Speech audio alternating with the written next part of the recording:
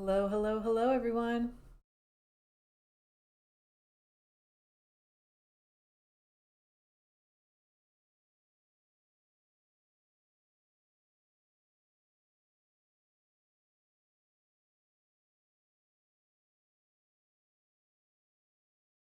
Welcome, welcome. I hope everyone is having a good day today. Happy Wednesday.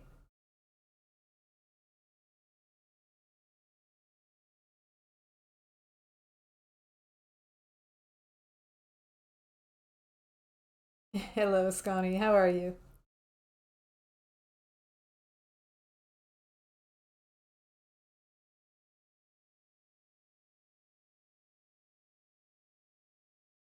Hope everybody had a good Wednesday today. My day was busy and eventful, but I'm looking forward to. Hey, Laylo. I'm looking forward to doing some CodeWars tonight and kind of getting some easy wins, right? Well, not easy, but oh yeah, the James Webb Space Telescope. If you didn't know, the James Webb Space Telescope finally sent back its first complete images back to NASA, like publishable images, and they look amazing. It's so cool. And what I thought was really cool is a lot of people have taken, Hubble has taken most of those same images, and people have put them side by side, and you can really see the difference. It's so cool. And I just think the James Webb Space Telescope is like one of the most amazing engineering marvels of like the last 100 years. It's so cool. Like the fact that it just deployed perfectly and it's the results that it's bringing back are better than like what NASA expected. It's just incredible. Hey, Frazee, how are you?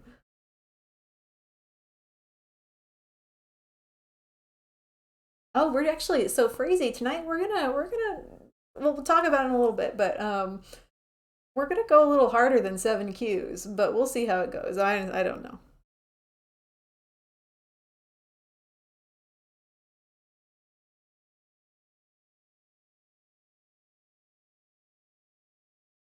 Hey, Fredish or fried dish, sorry. Oh, Dan, that's awesome. To get ready for class, I rewatched your Star Trek videos and built a dim sum API. Oh, like the food with the data stored in Mongo. That's awesome. All right, let's get to my screen with Cam here. Hello and welcome, friends. Yeah, so tonight we are going to be doing some Code Wars problems. Haven't done this on stream in a long time. We are talking at least a couple months. Um, oh, captions, thanks, Rascal. Yes, I will get those in just a second. Yeah, I haven't done Code Wars on stream in like a couple months, and also haven't done them myself. I'm not setting a good example here, but I'm being honest. I haven't done daily Code Wars in since I think since shortly after I finished every single 8Q. I felt a little bit like that was maybe not healthy. Uh, I still actually even I haven't like uploaded all my 8Qs to GitHub. Like it was just so many. And I was backdating everything. It just was a real mess. I still have a backlog to upload. Um, but anyway, we kind of talked about it on the last stream, and I'm like, yeah, you know what? It's good reinforcement, and I should be doing these. Just but keeping it at a manageable level. Um, but I was like, okay, I've done all the 8Qs. I could go to 7Qs, or I could be an idiot and try some even harder ones. So I did a couple 6Qs earlier today, just kind of feeling it out, and I was like, maybe I'll try some 5Qs because I'm really a glutton for punishment. So I think that's what we're gonna try tonight. My goal is to see if we could maybe do like 5 or 6 5Qs, five maybe five Qs, 5 by 5. See if we could do some of those, and but we're gonna do them properly. 1Q, no, no, thank you. Embracing the life is pain philosophy, indeed. Yes. Yeah, it hurts. The difficulty varies a lot. That's true. And when we're gonna do these, I'm not gonna be too much of a glutton for punishment. We're gonna just go to like the most completed on 5 Qs, and just do those. Like we're just gonna work top down, most completed. Because I'm not going random on here. It's not live on stream. That might be the kind of thing I try, when it's just me by myself. But I'm not doing random on stream. Code War, Code War done 5 out of 5. What? Gotta at least look at a 1Q. Oh, Rascal, were you? Are you saying my last Code War that I did was May 5th? Because yeah, the 6 Qs that I looked at earlier today, I just did like I just ran them in VS Code just to see. I didn't actually execute them. Oh, Xena says, "Did I miss the kittens? Uh, did I miss the kittens Bible thumb?" No. Yeah. So I got 4 foster kittens earlier today. Um, yeah, I got 4 foster kittens earlier today, so that was partially why I'm a little like I was rushing to go get them and then get back here in time for stream, so I'm a little discombobulated. Um, but yeah, I picked up 4 foster kittens and they are adorable. There's 3 black ones, but they have little markings like on them, and then there's one little gray tabby. Um, and yeah, I captions like okay. Also reminded me now I got the automated reminder, so I gotta do it. Hang on. Uh, over here, and then I'll keep talking. Okay. Come on, captions. There we go. All right, captions are going.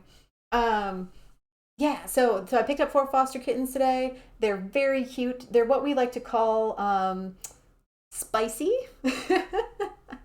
meaning that they are not entirely tame.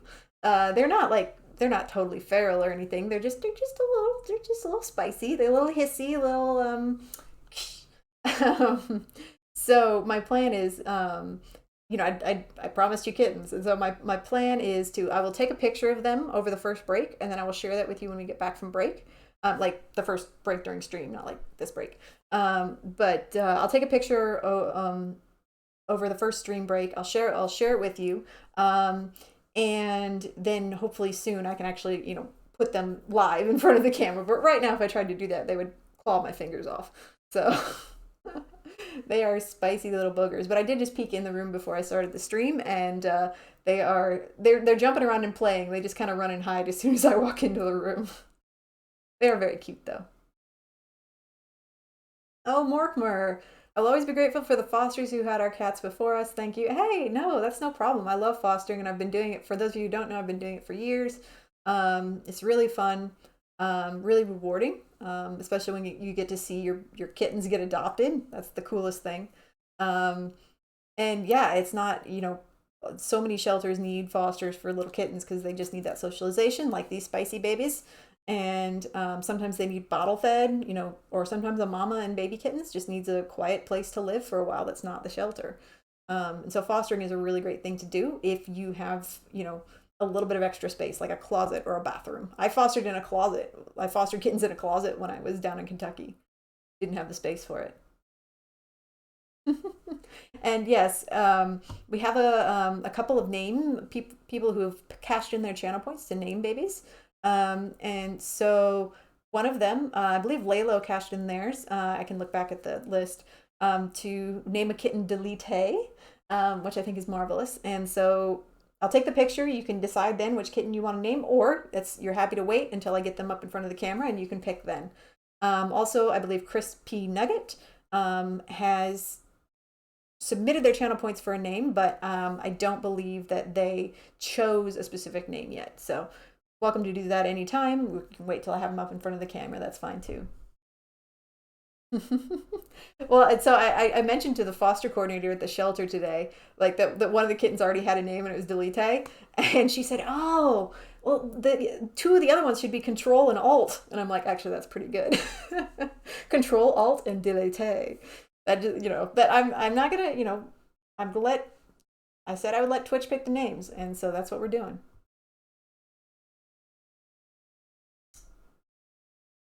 And Garce had a good comment there on CodeWars in general. CodeWars have improved my JavaScript skills. A lot of the shorthand and best practices are finally starting to stick. Absolutely. I now use them on my own when doing other challenges. That's awesome. Yeah, and that's the thing. Like, that's CodeWars is so good for that, which is why I want to get back into CodeWars, because a lot of that stuff has like dropped out of my brain. So that's, I need to, like, a lot of that stuff that was kind of a shorthand for me for a while. I need to get back into that and get that stuff back in my brain. So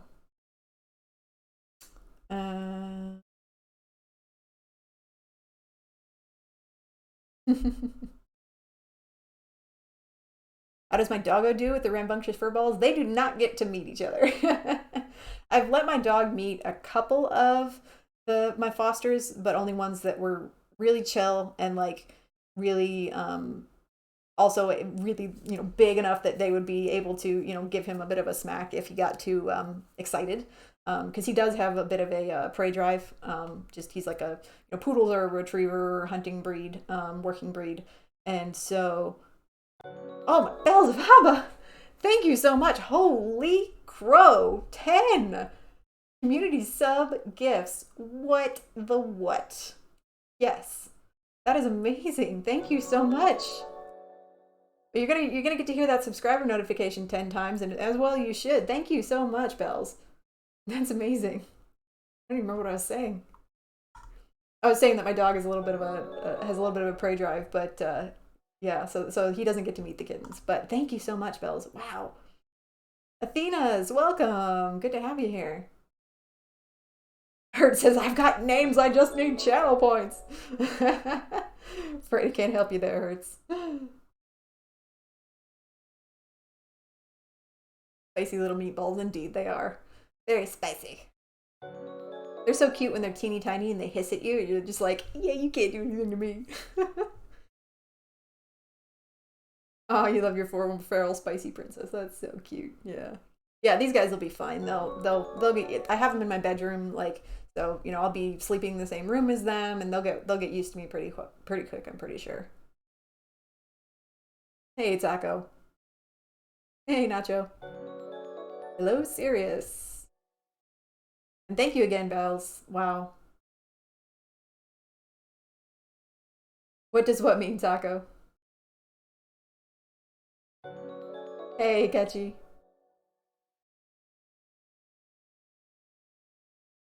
Yeah, Layla, we could do it. We could do a poll to decide which kitten to name Delete. Yeah. But, I mean, you're welcome to choose once I get him up in front of the camera. Maybe one will just stick out at you. Who knows? Oh, prey drive. Oh, yeah, yeah. Thanks, Rascal. Yeah, so prey drive just means that if he sees a small scurrying thing, then he tends to want to chase it and put it in his mouth. Yeah, I mean, he's not like super ravenous. He doesn't go after little dogs or anything, but he just, you know, squirrels, rabbits, that kind of thing. It's just natural. It's just instinct, right? So we're finally getting to the point where he doesn't go nuts for every single squirrel that we see on our walks, and so that's progress. He's gotten a lot better. Yeah. Oh, and also I do want to thank one more person. I want to thank Leah Scria, who subscribed with Prime yesterday between streams. They try to sneak under the radar, but I see you. I see you, Leah Scria. Thank you. Double check I didn't miss any other subscribers. No? Okay. Well, thanks again, Bells and Leah Scria. Much appreciated. Chris, could I name my kitten Xenos the World Destroyer? Yes, you may. Yeah, we call him Little ZZ for short. Yeah, absolutely. You can name your kitten whatever you want as long as it's not obscene. That it has to be able to be adoptable. But yeah, I mean, and I cleared it with the foster coordinator. I was like, look, I'm having my Twitch chat name these kittens, and so they might be super random. She's like, yeah, sure, whatever. So they've all named kittens so many different things because they've all run out of names just like I have. Safety vest. What? Thank you, safety vest. Man. Thank you all so much. I really appreciate it. And so yeah, we're gonna do CodeWars tonight, but on Sunday We will be doing another. The overwhelming response the last time I asked this question was that you want to see more full stack CRUD apps. And so yeah, we're definitely going to be doing a full stack CRUD app on Sunday with EJS and Mongo and the whole shebang.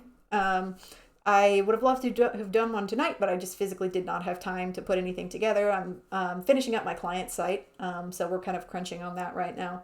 But hoping to do a soft launch on the client site on Friday, so assuming that goes well, I should have plenty of time this weekend to put together a lovely CRUD app, that full stack app that we can talk about on Sunday. So that is the current plan. Strong name, setting them up for greatness. Indeed, I think little Xenos would grow up to do great things. Same with Dilly Tag. Next kitten name obscene. No. I do have final right to veto. I won't veto very many things, but good try. Taco Fed, let's wing it. Indeed, we are. Yes, we are gonna wing it. How many pages is my client site? That's a good question.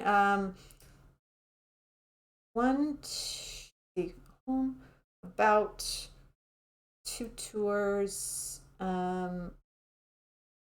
downloads, and then they've also kind of they're paying. They've since so it was 5 pages originally, and then they've since contracted me on to do an additional page for them. So additional money. So that's why in your contract, so real quick, I'm not going to spend too long on this, but so in my proposal, I very clearly laid out, I was very specific in the things I would do and would not do. I said, I will build you these specific pages, and I listed out the specific pages that I would build for them. And then I said, I will not write copy, and I will not come up with photos. And so if you want me to do more pages, or if you want me to write copy, or if you want me to do photos or video or like media content, then I will, but you will pay me more. And so that's actually what ended up happening is that, they were like, okay, yep, they signed the proposal, they paid me my down payment. And then we've gotten a little bit farther into it, and all of a sudden they're like, hey, do you know anybody that can edit video? And I'm like, I can edit video because I can. And so they're paying me extra for that. They're paying me for an additional page.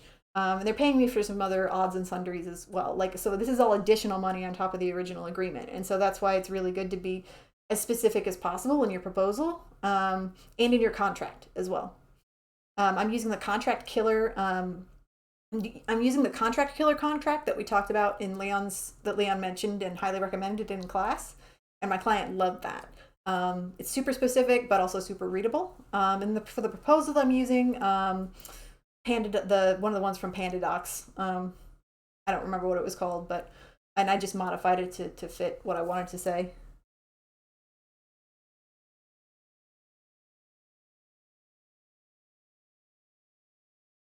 More money, more kittens. Indeed. Sometimes I fantasize about having a specific kitten room, which has like a sink and a mini fridge and a microwave and tons of outlets, and I don't know, I just fantasize about having a dedicated room for kittens, and a scale and maybe an incubator and all this stuff. But yeah, that's maybe once I make it big as a freelancer on top of my day job, then I can then I can have a kitten room. We'll see. Life goals. Okay, but what we are here for today is we are here to potentially attempt some 5Q CodeWars problems. Like I say, my goal is to try and do. I'm going to shoot for 5, and then probably not more than that, though. I'm really trying to kind of control my my volume of CodeWars that I do, and so we're going to keep it manageable here because I got other obligations. But we'll see what we can do. You started redoing a bunch of 8s just to see how your solutions improved or changed. Yeah, that's rad. That's a great idea. I should do that.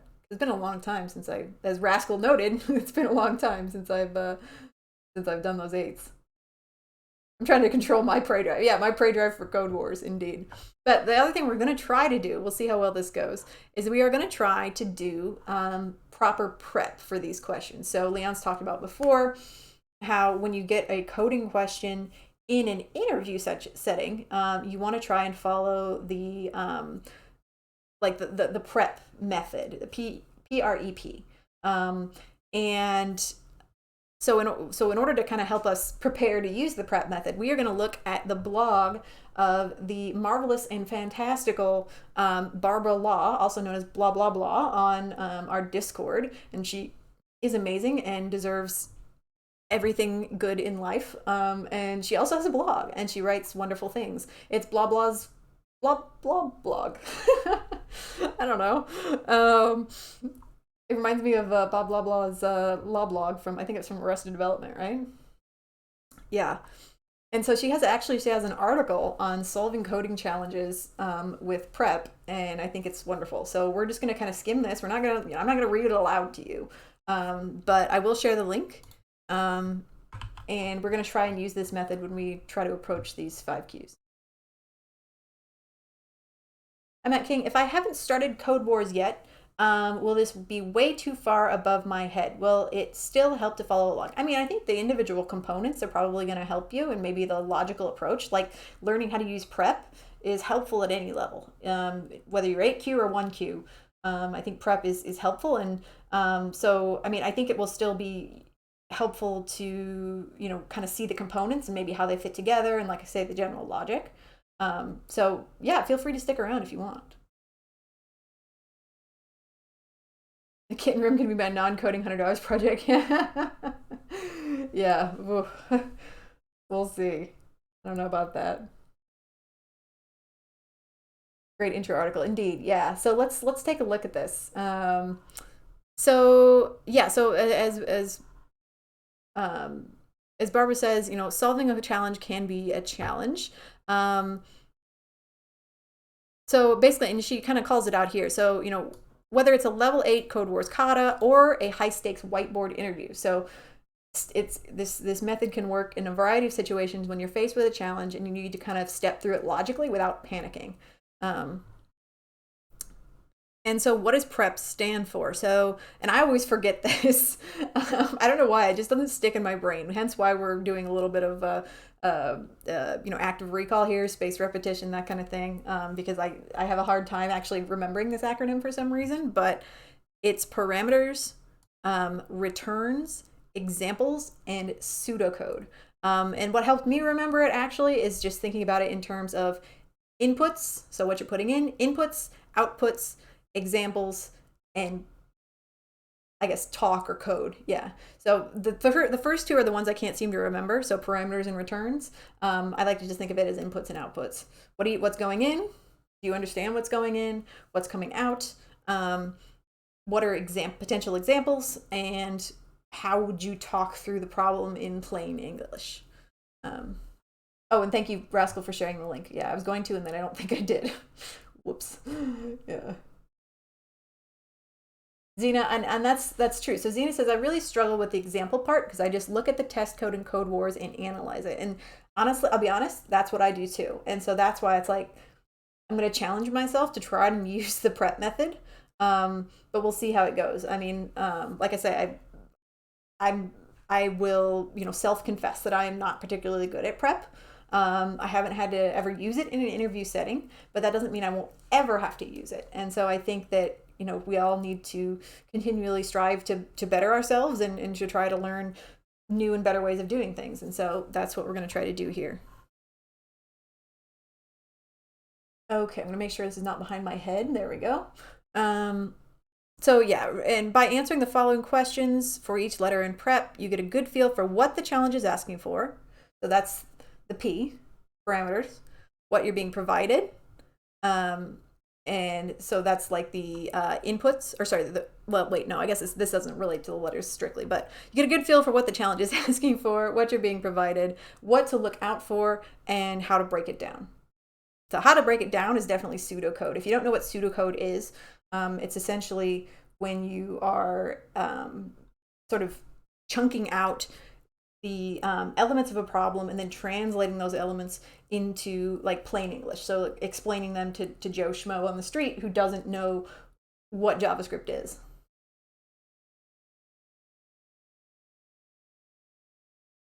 Yeah, most CodeWars do show you examples, and that's correct, piece of shoot. And that's what I mean. I usually look at the test cases just try to see what the problem is asking me to deliver. Sometimes the harder part of the challenge is to figure out the problem itself. Yeah, absolutely. All right. So what are parameters? So parameters, if you know your JavaScript terminology, what if we think in terms of JavaScript, what is a what's a parameter?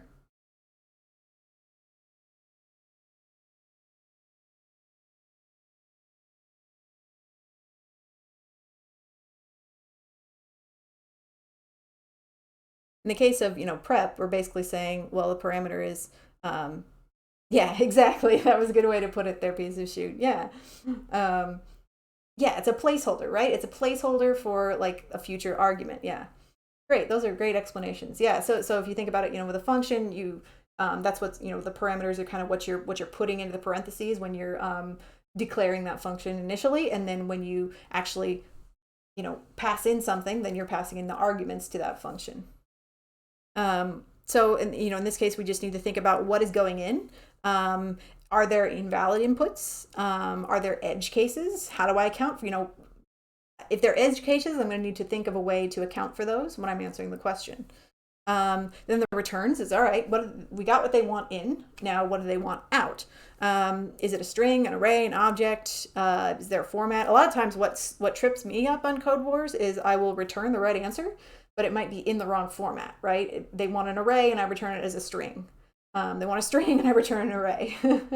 I've done both of those things many times. And so knowing exactly what is wanted can help you from going down the wrong path with the way that you're constructing your answer to the problem.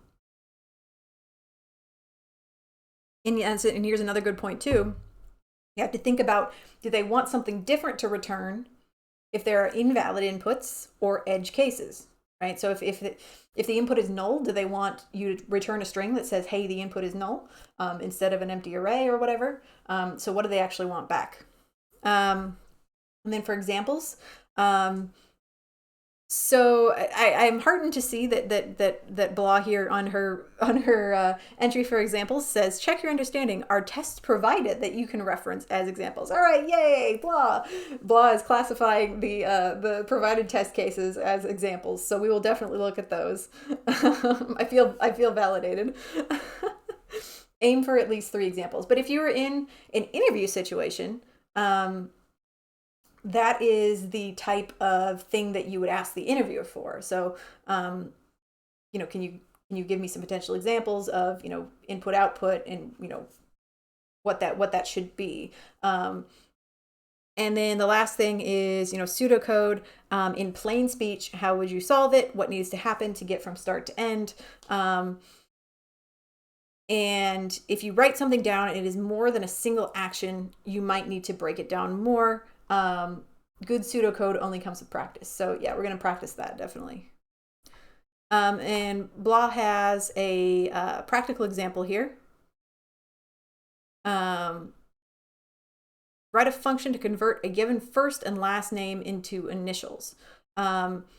Only a first and last name separated by a single space will be provided, and capitalized initials should be returned separated by a single period.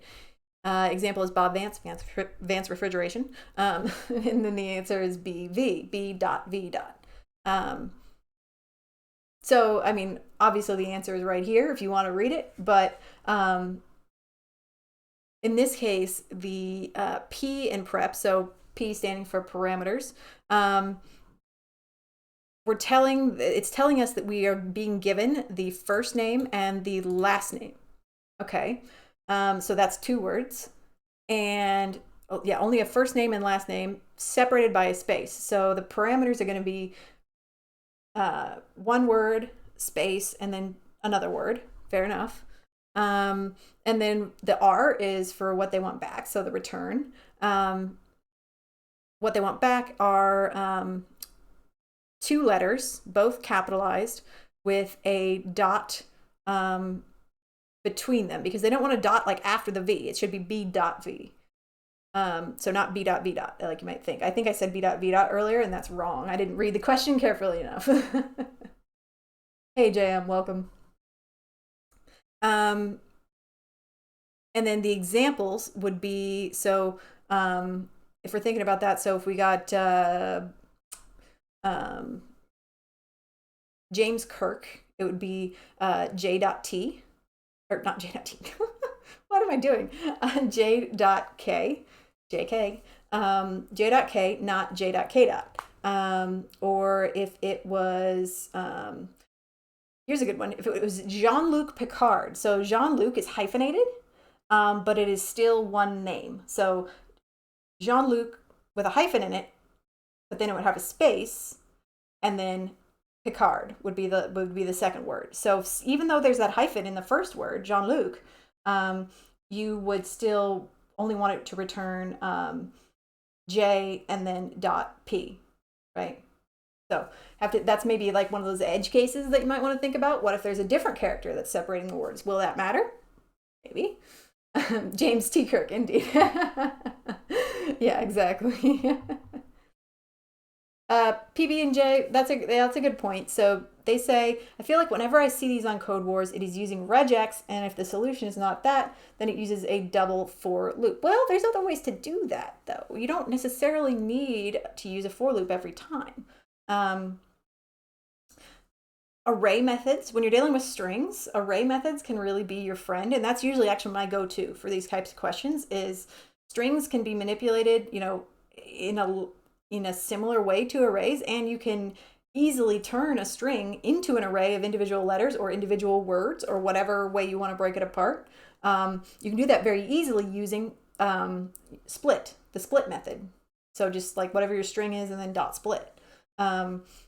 So that can be actually maybe a better way than using loops to deal with these types of questions.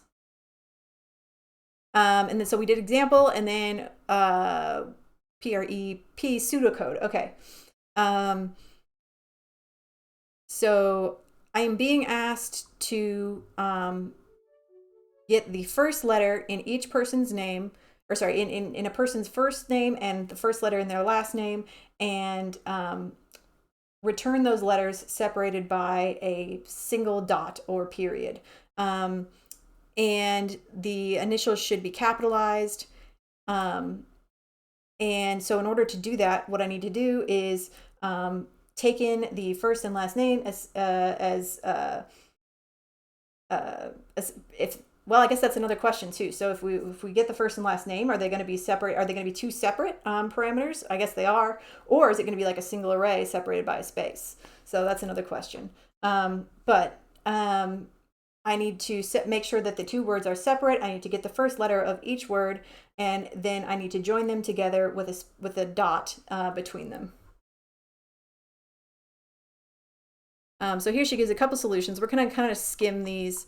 I would say, here's how I would do it, is probably the second solution. So the brute force is fine, and this is actually a great example. So PB&G, this is a great example of what you were saying as far as using for loops versus using an array method. So actually, let's pause on this for a second. So this first solution here uses a for loop to accomplish the goal. So what is she doing here? So saying, all right, here's a variable called initials, and I am taking in the name. So I guess in this case, taking in the name, let's see, what are we doing here?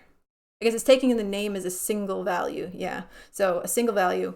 So here it's getting the first letter in the name and then adding a dot. Okay, and I see what it's doing. So, and the second thing that it's doing is it is then taking the whole array. So okay, here we go. So initials is going to equal the first letter in name plus a dot, and we're looping through the array for as long as the array of name is, we're going to loop through it. And then if it finds the space, if it finds the space in the name, so like in James Kirk, it will be James space Kirk, right? So as soon as it gets to the space in the name array, it is going to add the next letter to our little grouping that we made, or to our initials. So J and then dot K.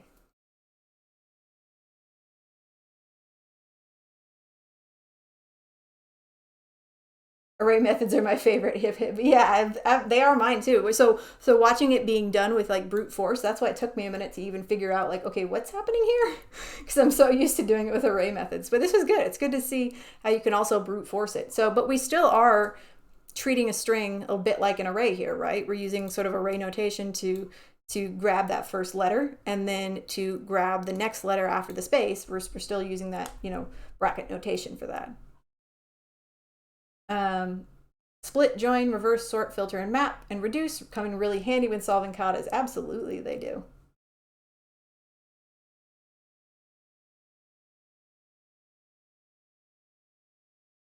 The profile picture is very fitting of the channel. Where is it from? Sorry, which profile picture? Oh, are you talking about my Twitch profile picture? Oh, okay. Yeah. Yeah, it is. It's Pidge from Voltron, and Pidge Pidge from Voltron is my spirit animal, indeed. Yep. And I used for years and years, I actually had short hair just like Pidge. And I wore glasses, so like big glasses like that. So I actually used to look way more like Pidge than I do now. I haven't cut my hair since the pandemic started, but before the pandemic, it was like, the trendy, like shaved around the head, and, a little longer on top, but shaved around the back and sides. And now obviously not anymore. I just haven't let anybody near my hair in, 3 years. So, um, and I kind of ditched the glasses. Still kind of need them, but not wearing them. Yep. Okay, so that was a brute force solution, but let's look at the way to do it much more elegantly. So we're being given two words with a space, right, in a string. So what we can do is, like what I mentioned earlier, is using the split method, right, to split it into an array of two parts, and we're splitting it at the space. So the space between the two words, we can just use the split method to split it at the space, and then return. Now this is where it gets a little fancy. So we're returning a string with we're returning a string with the ticks, so we can add the dot organically in between our results here. So we tick, we use a template literal, and what we're returning in each case is the first word in the array. So we have our array, and the first word is going to be James, and the first letter is going to be J. So first word, first letter, and then second word, first letter. So JK, James Kirk, right? So I'm sure a lot of you 8Q veterans have done this many times and have seen this kind of thing many times. I'm just, for those of you who may not be familiar with, with the different ways of solving these types of problems, this shows how much cleaner this using array methods is when you're working with strings, rather than just brute forcing it. And I know a lot of these solutions do use regex, but Leon has specifically kind of forbade us from doing that, and I think that's a great thing to do. It really challenges us, rather than just memorizing a bunch of regex. We can, actually challenge ourselves to figure out the logic.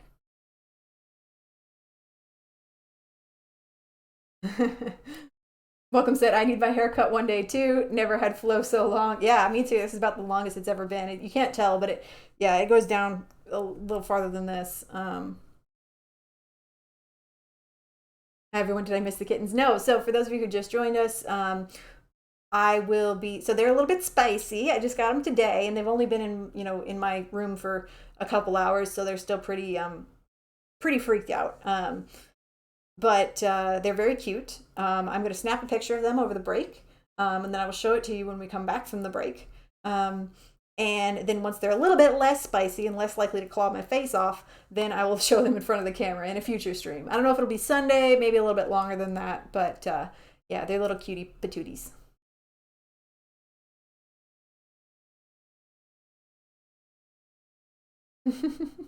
Yeah, regex, sorry, I shouldn't have abbreviated there. Regex is regular expressions. Yeah. Is there an industry fear of using regex? No, no, I wouldn't say so. I will say that relying on regex can help you, can sometimes maybe stifle you from thinking about, learning how to think through logical steps to solve the problem rather than just throwing regex at it and making it a one-liner. So instead of making it a one-liner, you can dive into it really and figure out, okay, what are the specific steps that I need to do to solve this? And I will say, look, I have only used, well, I have personally never used regex in my dev role. That's not to say it's not important, but I have never used regex in my dev role. And only one person on my team has used it in the last year. And how he did it was he just Googled what he wanted as far as like what he wanted to do with each string, like just Googled it and threw that in there and it worked. So it's not necessarily something that like you need to memorize or really practice like CodeWars style. Whereas these logic and array methods and that kind of thing, those are better, to kind of have on the brain. Versus regex, which you can really just Google. Ryan K. Hawkins is here for kittens and coding, indeed. Oh, and Ryan, I think you spent some channel points to see a kitten on camera, right? We might not get to do that tonight, but we will once they're a little less spicy. MME Cotton says, I'm fostering 2 adult cats and they're super sweet. Yeah, adult cats need love too. They need fostering too. Sometimes they get really stressed out in the shelter and they might get, scratchy and bitey when their personalities really aren't like that. They're just stressed out all the time in the shelter environment. And so sometimes when they get to a home, they can calm right down.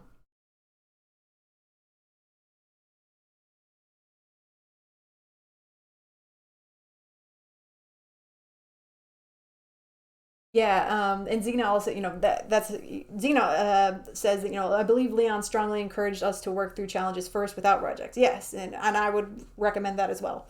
Just helps with the logic. Logic.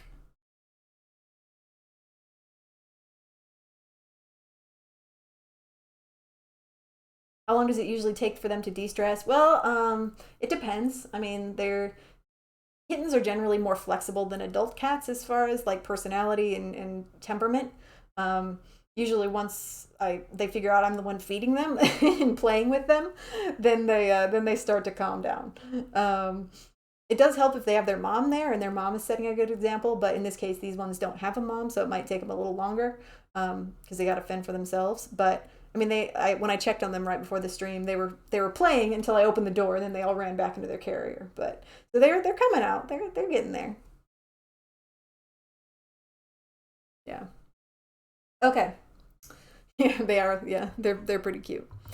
Um, so yeah, so that's an example of kind of prep in practice. And that's the end of Blah's blog entry here. Again, though, I would highly suggest that you check it out. She does great work. And I mean, she's kind of had some busy times in personal life lately, but I'm sure she'll post more entries to this soon. And there's these entries that are here are excellent. I mean, they've been referenced by CodeWars themselves. Like themselves have posted about Blah's blog, so I think it's worth a read. Here's a link to the homepage, and definitely check it out. Okay, Blah the legend, indeed. Yes. Well, without that was plenty of preamble there. Um, let's go ahead and take a look at some of the CodeWars problems that are in the 5Q range. And again, we're going to sort by most completed just because I don't want to hurt myself like in that way. So we're just going to do the ones that a lot of people have already done. goes into the infinite open tabs. I'm being careful about my uh, amount of open tabs that I have. I'm really bad about that, having 60 or 70 open ones, but trying to be careful. Okay, so what we're gonna do is in this is what everybody should do, no matter what level you're at. If you're trying to get into CodeWars, if you start at home, don't just dive into whatever problem they give you. Go to the practice. So on the sidebar, just go to practice. And here you can set all sorts of different parameters. So they sort by newest for some reason by default, which is no. So I always sort by most completed. And then you can add additional filters. So on top of that, which this is actually a pretty slick filtering system. Most completed, and then I also want to exclude ones I may have already done. And so we're going to exclude, so we're basically just going to say, hey, give me all the kata I have not trained on. Yeah, there we go. So I wouldn't expect to see any 8Qs here. And then we're going to filter it down to 5Q and see what we get. Okay. So I don't know if we'll be able to solve one before the first break, but we can at least take a look and kind of prep it and look at the test cases and think and kind of pseudocode about maybe what we want to do here.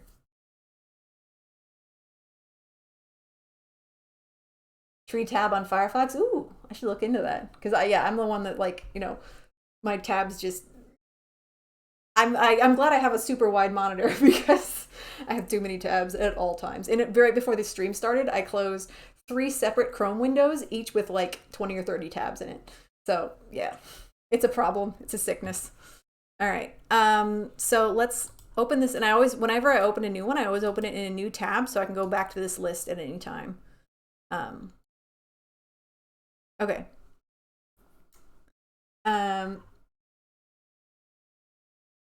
So we are being asked to, what are we being asked to do here? So move the first letter of each word to the end of it, then add A, add A to the end of the word. Leave punctuation marks untouched. Okay, so let's get a new file going here.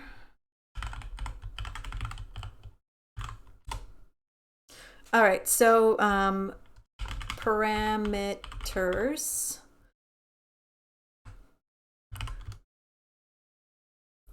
All right, so the parameters are, we are being given a string with a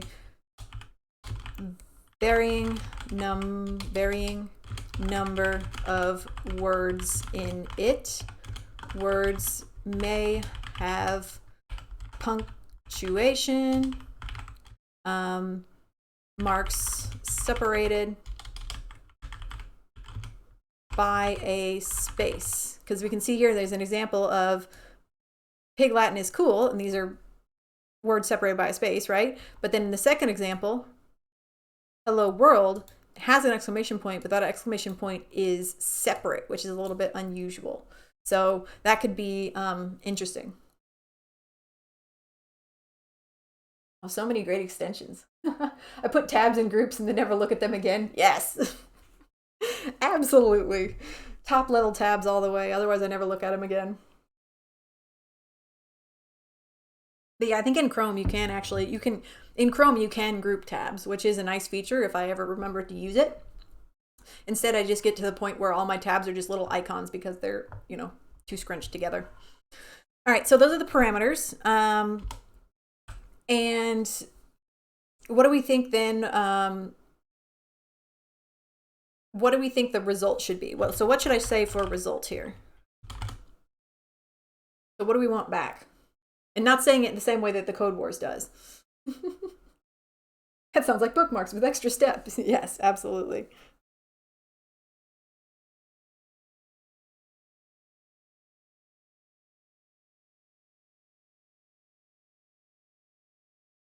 So what's our result supposed to be here?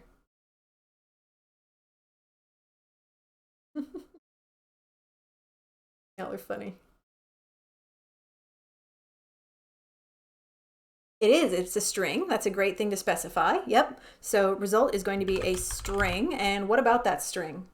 What are the what are the unique components of that string that we are being asked to include in that string?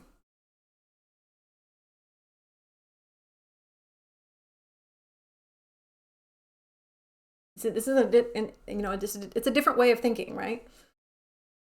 Make sure, okay, yep, a string, and it's a string of multiple words, right?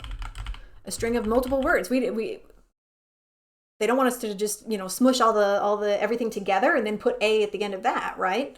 It needs to be a string of multiple words, separated by spaces, right? We're being pedantic here, but we're being pedantic because there's multiple things that we could potentially do. A string of, oh yeah, that's true, 1 to n words, right? Of one or multiple words separated by spaces. Yeah, that's a great question to ask, Zena. Zena said, would it be valid in an interview to ask if there are numbers passed as a string? Yeah.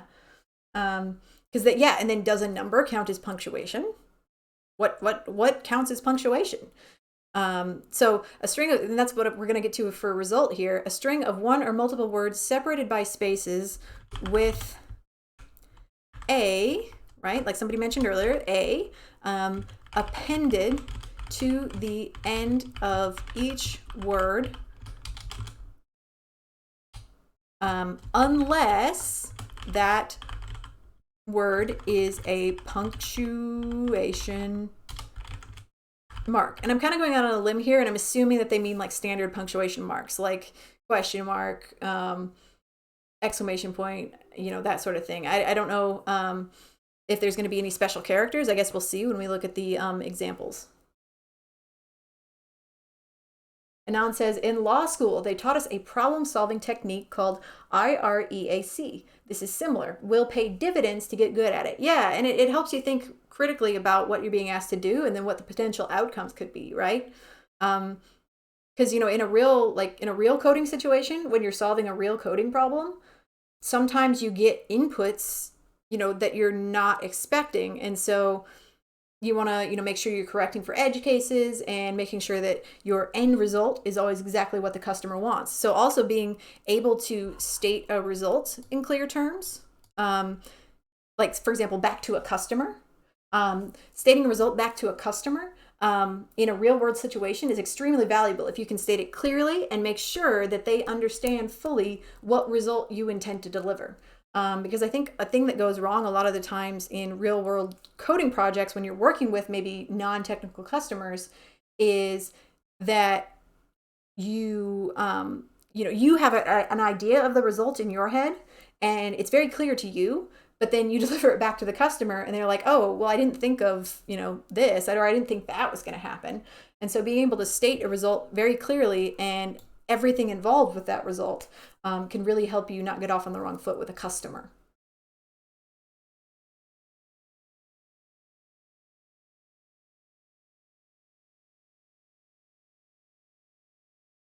Hey, Play Wallace, welcome. Do I teach coding? Well, kind of, I guess. Yeah. I am learning to code while simultaneously teaching it. So I'm a SQL developer by day. I am learning JavaScript by night. We are all sort of enrolled in a course called 100 Devs. If you do !Leon in the chat, LEON, then you can get some more information about how the course that we're all enrolled in and learning together. Yeah. Yeah, Rascal says, yep, we try to make as few assumptions as possible. Okay, so I think this is a good first crack at parameters and results. So let's go ahead and click into the problem and we'll look at examples. So we're going to use test cases as examples in this case. And here they do actually give us a couple of examples. So for starters, but I'm hoping that there's more test cases as well. So Pigget is going to be our function name. So that's another valuable thing that they've given us. They've given us what they want us to call our function. So Pigget, pig Latin is cool, becomes igpay, atenlay, ca, ulke. We can see a couple things here. We can see that the capital letter has been preserved. So P starts with a capital, that has been preserved. Can you all see that? Is that big enough? Do I need to make it bigger? Let me know if I need to make it bigger.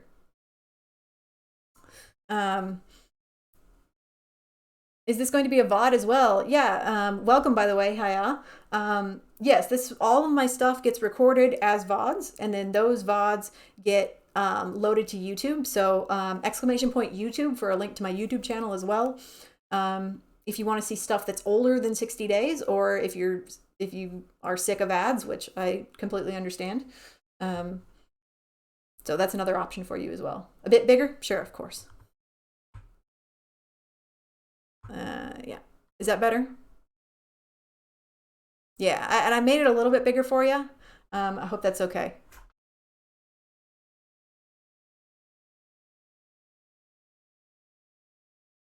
Okay, and so in the second example that they give us here too, we can also see that not only are the capital letters preserved, we can see that, the exclamation point is by itself and it was left as is. Yeah. I'm at King. I don't know if MooBot will respond so quickly after somebody else uses the command, but you can scroll up a little bit in the chat there and you'll see a link to the channel just a little bit higher. I think MooBot has a cooldown of like 5 or 10 seconds. I don't remember. All right, so let's try it. I'm first I want to see if they give us some additional examples in the test cases. Can I make that? No? Okay. I'll just scroll back and forth. All right. Pig Latin is cool. We saw that already. And this is my string becomes histe, ca. Okay, so unfortunately in the test cases, they don't give us examples of punctuation, but I'm just going to assume that punctuation is the standard set of marks. So, I'm going to take these examples here. I'm just going to drop them into my examples. And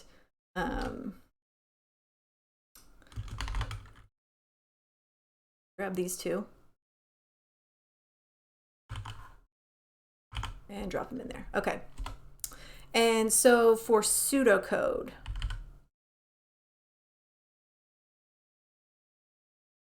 hey, no worries, Matt King. No worries at all. Like I say, it's just, I don't mind people spamming the commands. I just, MooBot has a cooldown, seems to be built in. I don't remember what it is, so didn't want you to feel like the command wasn't working. All right, pseudocode. Let's first see if I can spell pseudocode. Pseudocode. I think that's right. I don't know. Okay, so for pseudocode, let's think about how we can do this. So we're going to need to obviously use, well, the way I say obviously, but the way I would do this, I think I'm going to use some array methods. So we could say something like split. Let's see, what is it? Move the first letter of each word to the end. So I'm going to say split the string into 2 parts. I'm going to say, and what I want to do is I want to separate the first letter from the rest of the string.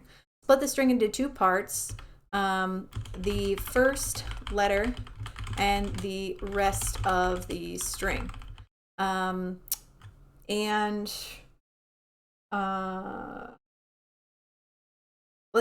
just think about full words for now and avoiding punctuation. So split the string into 2 parts, the first letter and the rest of the string.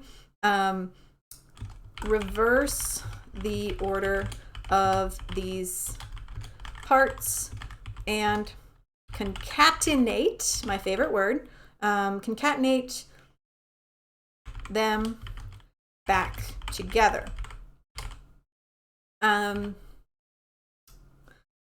Okay, so thinking about punctuation, we also need to say check. Oh, string. Oh, yeah. That's that's a fantastic point to bring up. I was thinking about the individual words. So what we want to do is we want to split the string into individual words, then split each word into 2 parts. I'm going to change my grammar here a little bit. There we go. First letter and the rest of the string. Okay, that's a great catch there, Hazel. Concatenate, yes, exactly, Rascal. Reverse the order of these parts and concatenate them back together. Yeah. Now, somebody mentioned earlier, well, couldn't we just for punctuation, couldn't we just check to see if it's a single letter, if it's a single letter word? Well, I don't think so, because I think if I say, well, we don't have an example down here, but if I had a single letter word like I or a, I think they would still want that to have a y at the end of it. So, all right, split the string individual parts, first letter and the rest of the string versus order the parts and concatenate them back together. That won't do anything to something that's a single letter or a punctuation. So we're okay there. Check if a word, I guess we're going to consider like an exclamation point a word. Check if a word is actually a punctuation mark, and if it is not, then add a to the end. So we've separated the word out, flipped it, reversed it, concatenated it back together into a single word. Check if it's a punctuation mark. If it isn't one, then we can add a to the end. Concatenate the individual words back into a single string and return. Yeah. Okay, so thinking about that in pseudocode terms is kind of harder than it seems, right? IA, yeah, exactly. I'm assuming that's what they want, but down here in the test cases, they don't have any single letter words, and a lot of the CodeWars test cases are like that, right? They tell you to do something, and then they're like, but yeah, we're not going to give you any test cases. You just have to guess what we want. So sometimes it's like that with customers in the real world too. Sometimes they refuse to give you any examples and expect you to read their mind. So I guess this is like the real world a little bit. Hooray. Welcome to my day job. No, my customers are pretty great. Okay, so I feel like we've got the basic building blocks here of what we want to do. And I'm just thinking, before we go on break here, which we're due, let's think about some things, some tools in our toolbox that we might be able to use. So outside of the prep method, what are some specific like JavaScript methods or things that we might be able to use in order to solve this? Does anybody have any thoughts? What are some methods that we might find useful to us in solving this problem, potentially? Push, okay. Slice. Code at. Yeah, split, absolutely. Join, yeah, great suggestions. Ooh, map, that's a good one as well. Yeah, map is always good in these types of situations.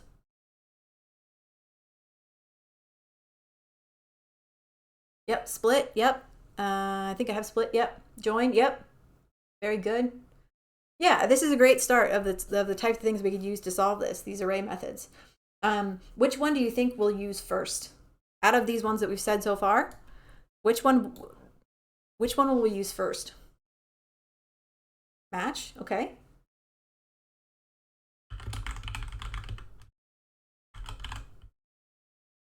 Yeah, we're going to use split first. Why are we going to use split first? Why do we use split first?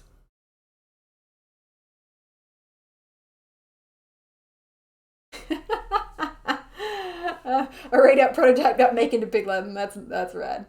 And then yeah, Hertz says because we're using split first because it takes a string and it creates an array out of that string, right? And as Athena said, array methods are more fun. Yeah, split to grab the first letter. Yep, get the words. Absolutely, yeah. Yeah, so yeah, this one's going to be interesting to think about. I have an idea of how we might try it. But that's gonna have to wait until after break because it is time for our first break. Look at all the progress we've made. No, we got through the groundwork, right? We got through the building blocks of what we need to do, and so as we practice prep a little bit, we understand what prep is now, and as we practice a little bit more, we should be able to get faster at these questions. So, and this is really good. It helps us break down the question, understand what's being asked, understand what's being wanted, and then talk it out in a logical way. So, yeah, and separate the word. Yeah, there's some great answers here. Captain says to separate the words into an array. And then I'm at King also says to give us an array where each letter has an index. So there's a distinction here, right? And that's kind of what we said in our pseudocode, is that first we want to split the string into individual words, and then we're going to have these subunits, which are the letters inside the individual words. So we got to think about how to handle those. Yeah. So, okay, but it's break time. And I will put the timer up, and I will, what I'm going to do is, over the break, I'm going to go get a picture of the baby kittens, and then I will show that to you. It'll be on, I'll just have it on Google Photos, and we'll show it to you when we get back. So 5 minutes. I'm going to feed my dog as well. He's being very patient. I'm proud of him. All right, I'm going to leave my pseudocode up as well, so you can think about maybe what we might do in order to solve this. All right, reset that and start, and I will see you back here shortly. Oh, Chris, you showed up just in time. Were you here before, Chris? Did you just get here? Oh, no, you were here. Yeah, you were here. I thought you just showed up, and I was like, what? No, you're just excited for kittens. That's awesome. All right, see you in a minute.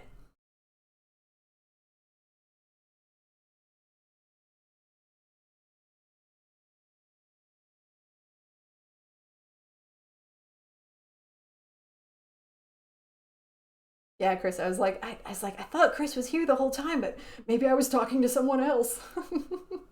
But no, you were here. Not crazy after all, at least not yet. Good time.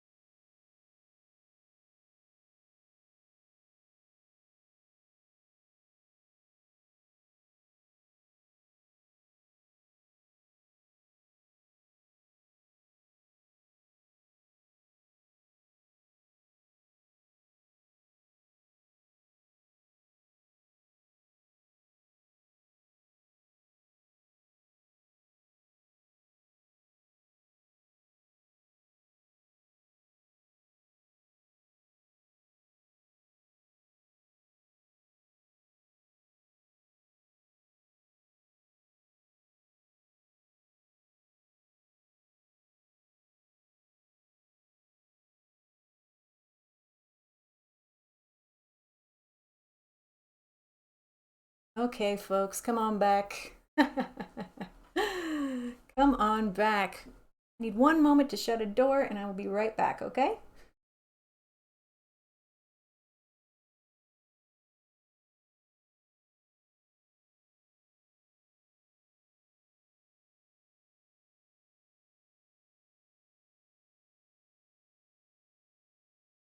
Okie dokie. So I took some pictures and as I expected, they came just in time for the kitten pictures. Yes. Meow meow power indeed.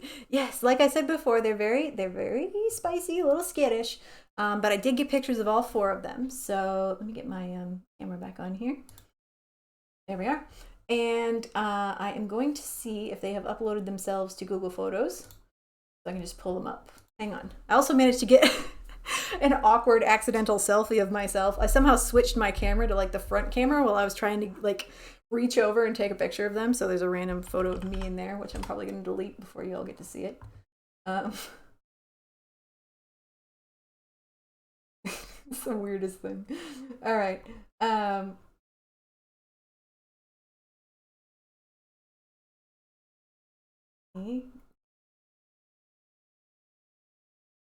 Yeah. Okay. All right. So here's three of the babies. Here they are. There's three of them. Yeah, there's a skinny little one. There's a skinny little, like very elegant, like Egyptian looking little black kitten there. Very skinny, has a little white on the chest, and then this one is a big fluffy one. This one's gonna be a big like long hair. And then we have the little gray tabby. Yep, this is me trying to get a good clear picture. It's so hard to photograph black cats and black dogs. They're so hard to photograph. Um, so I took several. Super elegant, the black. I know. Yeah, so the black ones are all female, and then the tabby is male.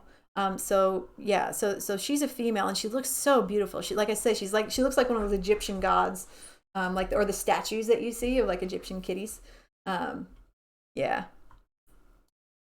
there we go. There's a little zoom in for you. Yeah, they are. You can see. Look at the pupils. Look at the pupils on the one on the left. If you're not super familiar with cats, big round pupils mean they're either really excited or really scared, and I think it's the latter in this case. So I came in, I'm pointing stuff at them, I'm getting real close, trying to get a photo, and they just like, no. There's another zoom in. More cuteness for you. You have 7 all rescued. Wow. There's a blurry one. Oh, that's a good one right there. Yeah, look at that face. Look at that face. Oh, there's me. That was me. I literally accidentally hit the button on the selfie, like to flip it around.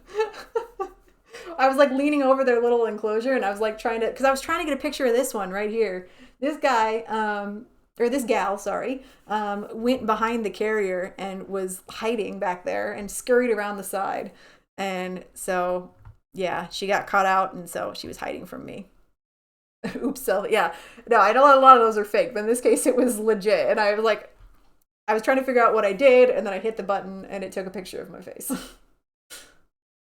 But yeah, she was hiding out behind she was hiding behind the carrier and then she ran around the side. So that's your first look. I know it's hard to see from the pictures. I'll go back to the better one here. Not me. This one was pretty good picture of all three of them. So if you think about Laylo, if you have a preference on which one you want to name right now, feel free to claim it. Otherwise, or Chris, if you want to claim your Xenos, right? You chose Xenos, what was it? Xenos the World Destroyer? Was that it? If you have a thought on which one you would like to be Xenos as well, feel free to make your pick now. Or you can wait. I don't care. Just know that if you fancy one of them, it might get claimed. So, but yes, Little Quispy. Nice. That's a great nickname. Maybe Xenos will be whichever one bites me first. No, hey, that's totally fine, Chris. Like I say, you don't have to pick now. It's all good. And also too, for anybody who may be just joining us, I have a channel points reward to name a foster kitten. Okay, so we have two that are two that have names floating out there. So there's two left. If you want to pick your kiddo, then you are welcome to do so. And I'm sorry, I didn't notice that there was a raid. My bad. I think we were on break and I didn't see it. But Metal and Coffee, thank you so much for the raid. Good to have you here. Having power issues. Could you do a poll to name the kitty? So which kitten to name Dilly-Tay? Okay, I gotta think of distinguishing characteristics for each one. Yeah, is there one you want, Laylo? Or I can do a poll for it. It's fine with me. You don't have to pick now either. We could do it in a different you leave Scaredy Baby in the back left or Pally in the front. Yeah, either one of those is fine. Yeah, I'm thinking Xenos might be the tabby. I don't know, just personally. You leave it up to chat. Okay. All right. Give me a second here. I can fire up a poll. We'll still have a CodeWars eventually, but right now we're naming a kitten. Well, Herbert, if you wanna name a kitten, you spend them channel points. There's a channel points reward for that. How long have I been fostering kittens for? I'm actually gonna pull the code up over the poll up here. I'm gonna take this, move it over here, and put the poll over here. I have been fostering kittens for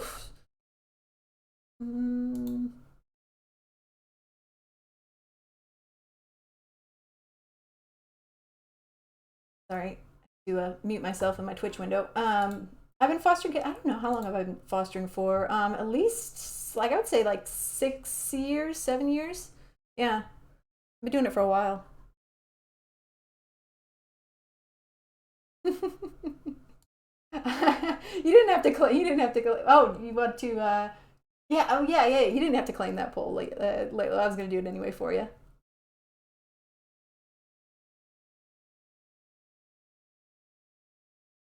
All right, Chris, you got the front kitten, and then we'll do a poll to name one of the little black babies. Something Dilly-Tay for Laylo. There are 4 cuts. Yes, great deep cut. Nice. Good Star Trek reference. I'm proud of that. That is fantastic. Very deep cut. Not Sweet D. All right, I'm setting up the poll. Give me 2 seconds. Should be named Dilly-Tay. So it'll be back left, back right, or the one hiding behind the carrier. Oh, I can't say that. Behind the carrier. I'm just gonna say behind the carrier. Okay.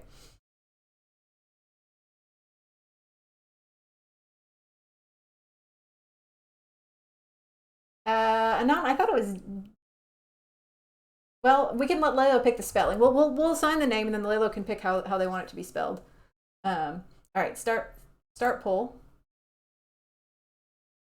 All right, so I'm gonna leave that running while we're working, but we kind of know what we're being asked to do, right? So, and also just remember that there's one more kitten behind the carrier. So I'll let that run. You've got 5 minutes to vote. I'll leave the kittens up. We can always flick back and forth between this and the CodeWars question if we need to look at it again. All right, now let's actually get some work done, huh? We've been doing very important business so far, but all right, let's see if we can actually solve this. All right, so the function needs to be called, I believe it was Dilly-Tay or backspacing. Dilly-Tay is the perfect name. All right, so the function I believe needed to be called pigit. I think function pig it. What is that? Pigit. Yeah, pigit. All right, pig it. And then we're passing in a string. Okay. Pig. Oh, lowercase p? Okay. Camel case, okay. Okay, and we're passing in a string. And then I think we're gonna, so the first thing we said we were gonna need to do is we're going to need to split our string. So we're getting a string in and we're going to split it, We're going to split it, and what character are we going to want to split it by? Well, we're going to want to split it into individual words based on the spaces between those words, right? Yeah. So string dot split, and what I like to do is I like to say like result, and then do at the end I like to do return result. In this case, we're going to console log it. So console log results, and then we'll change that to return when we actually submit it in the CodeWars. So string.split. So what this will give us back right now is splitting our string into its individual words. So, and then what we're going to need to do is we're going to need to look at each word in that new array that we've created. And poll's about halfway done. Be sure to vote if you haven't voted yet. String.split. And so what we need to do then is go into each word in that array and grab the first letter and then the rest of the word. So there's a couple different ways that we can loop through an array, right? We could use a for loop, which is perfectly valid to do. But what I might do is, what's another way that we can kind of do something, go through an array and do something to each element of it without having to go through all that for loop nonsense? How do you vote? At the top of the chat box, you should see the poll title. Just click on it, and that should let you vote. Double check. It should let you vote if you just click on it. Yeah. Okay. Yeah. And Navicran. Yep. Navicran said map, and so I think that's what we're going to do here. So again, we could use a for loop if we wanted to, but I think we're going to map that.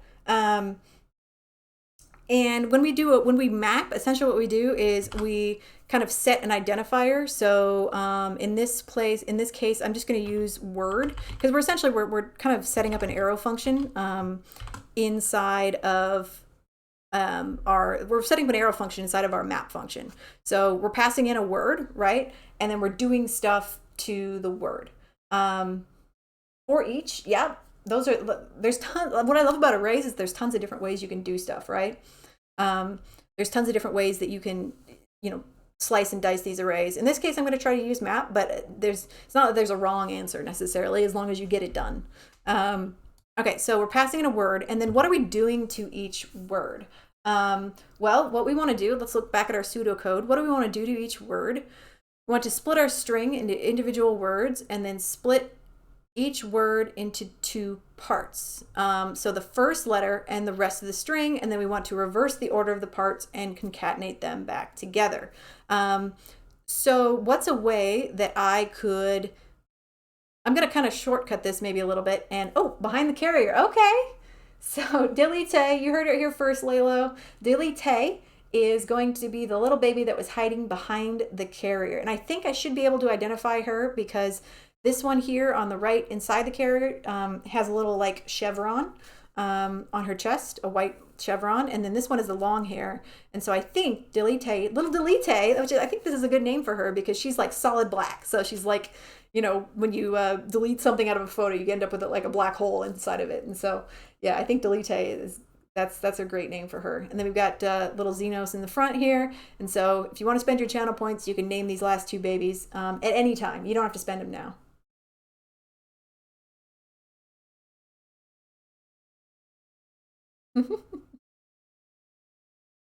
Perfect name indeed. Yes. All right, so I'll get rid of these guys for now, but you will see more of them in the future. All right. Okay, so we're back to the question here just so we have it to reference. All right, so we're going to map. And so what's a way that I can take a string and get the first letter of that string? What do I need to do to get the first letter of, so in here, remember, I'm passing in each word. Since we're using map, each element in the array is assigned to this word identifier. And so I'm passing in words here. How do I get the first letter of each word? Yeah, word 0, right? You could also use car at, in this case, I'm probably going to use the array notation just because I'm more familiar with that. So we need word, word 0.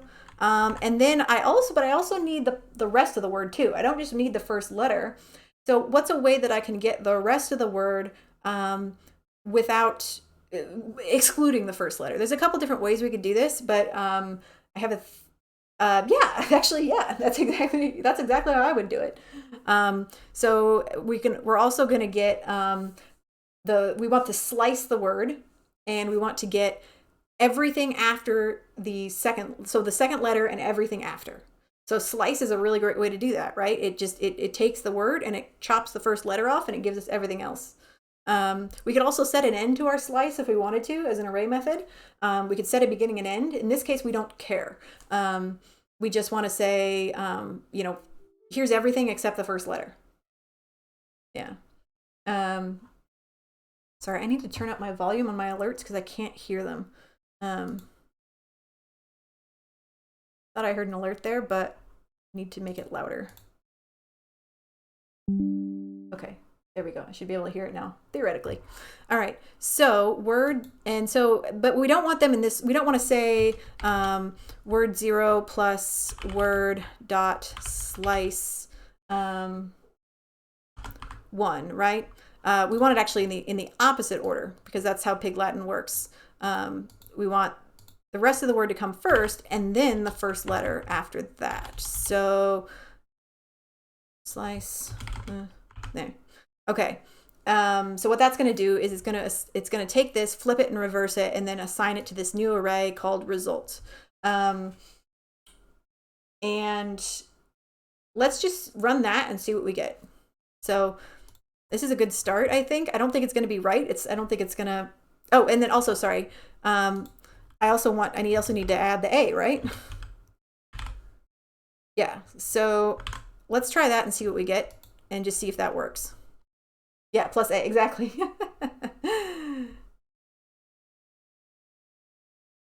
Oh, thanks for coming, Jim. Or JM, yeah. Donate your points for Dilly Day's first meal. Oh, they've already been chowing down. I gave them some wet food, and I don't think they get wet food at the shelter, and they've been sneaking out, and like they've finished the entire thing of wet food that I set out for them. So yeah, they've been sneaking out and taking bites of that. They've been completely ignoring the dry food. Wet food is much better. Okay, so let's try our pigit, and let's pass in one of these test strings.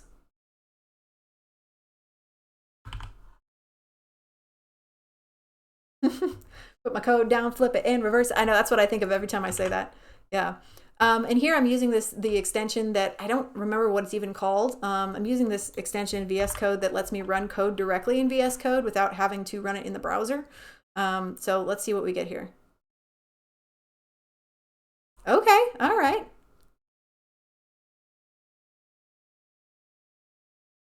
What do we got here? Oh, look at that. Okay, what did I forget? Let's look at our results and let's see. Why do we think this happened? I think I know why this happened, but let's see what I forgot. What did I forget here?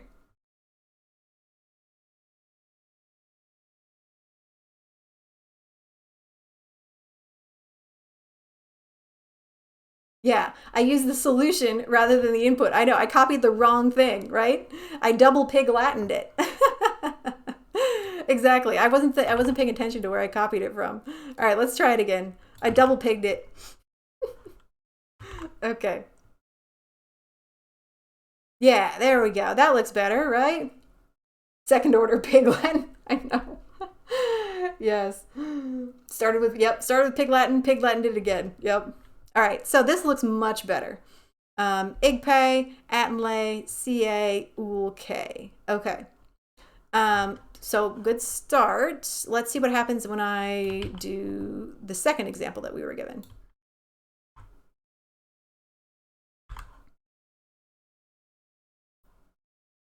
Okay. So I kind of figured this would happen. Hello world becomes Elohei Earldway, which is what we wanted. But we didn't account for the exclamation point, right? So we covered this part of our pseudocode, but we haven't done the second part, which is check if a word is actually a punctuation mark, and if it is not, then add a to the end.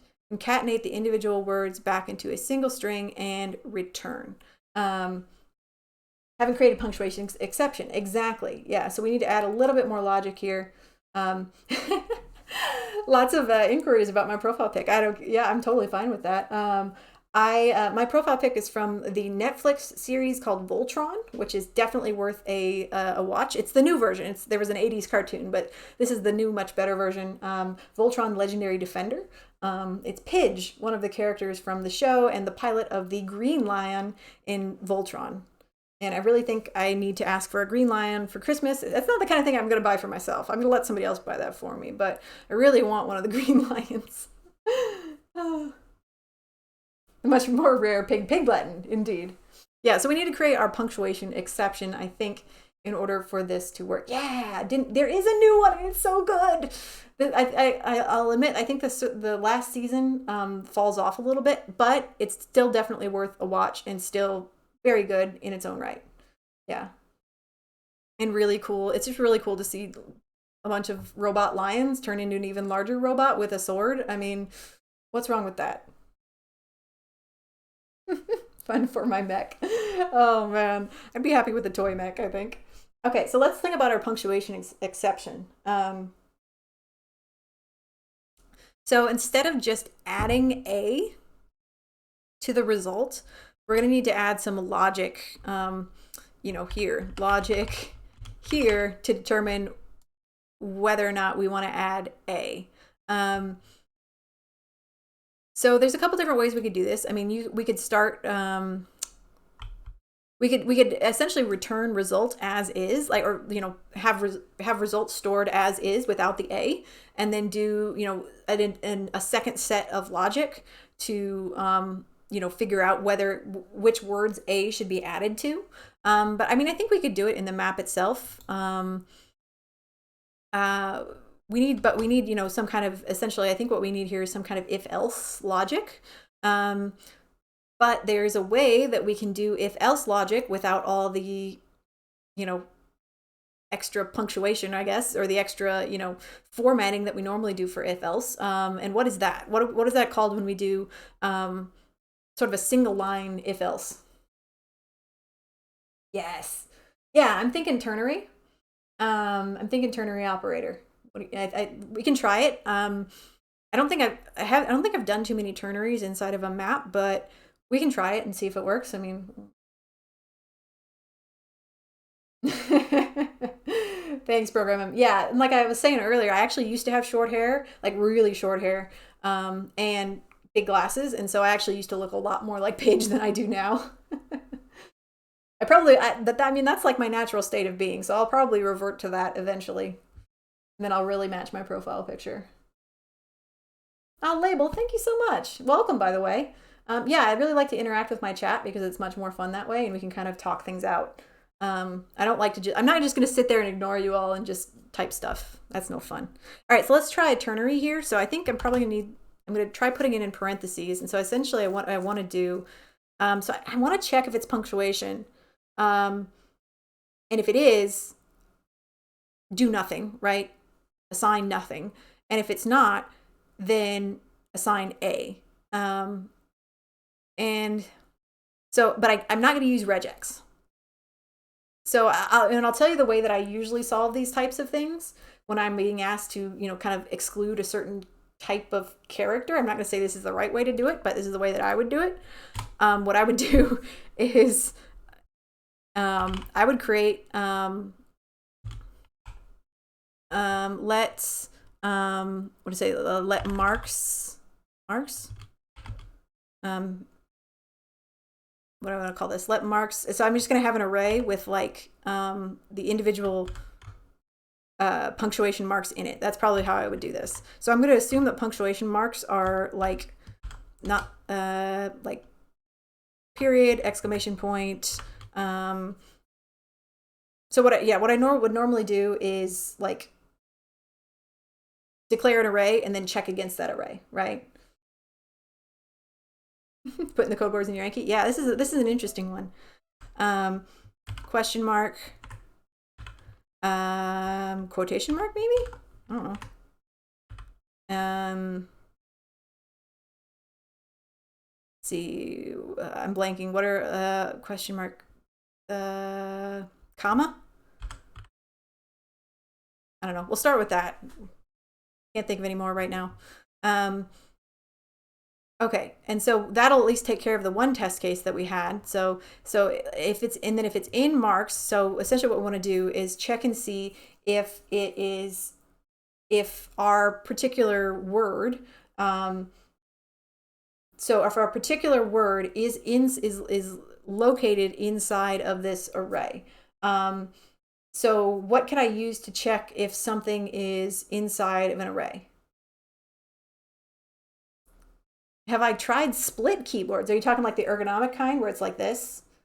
Like I've seen one of those, like Microsoft has them, like really like this. Yeah. I mean, mine's just a pretty standard mechanical. You can probably hear it. I'm sure you can hear the clicky clack.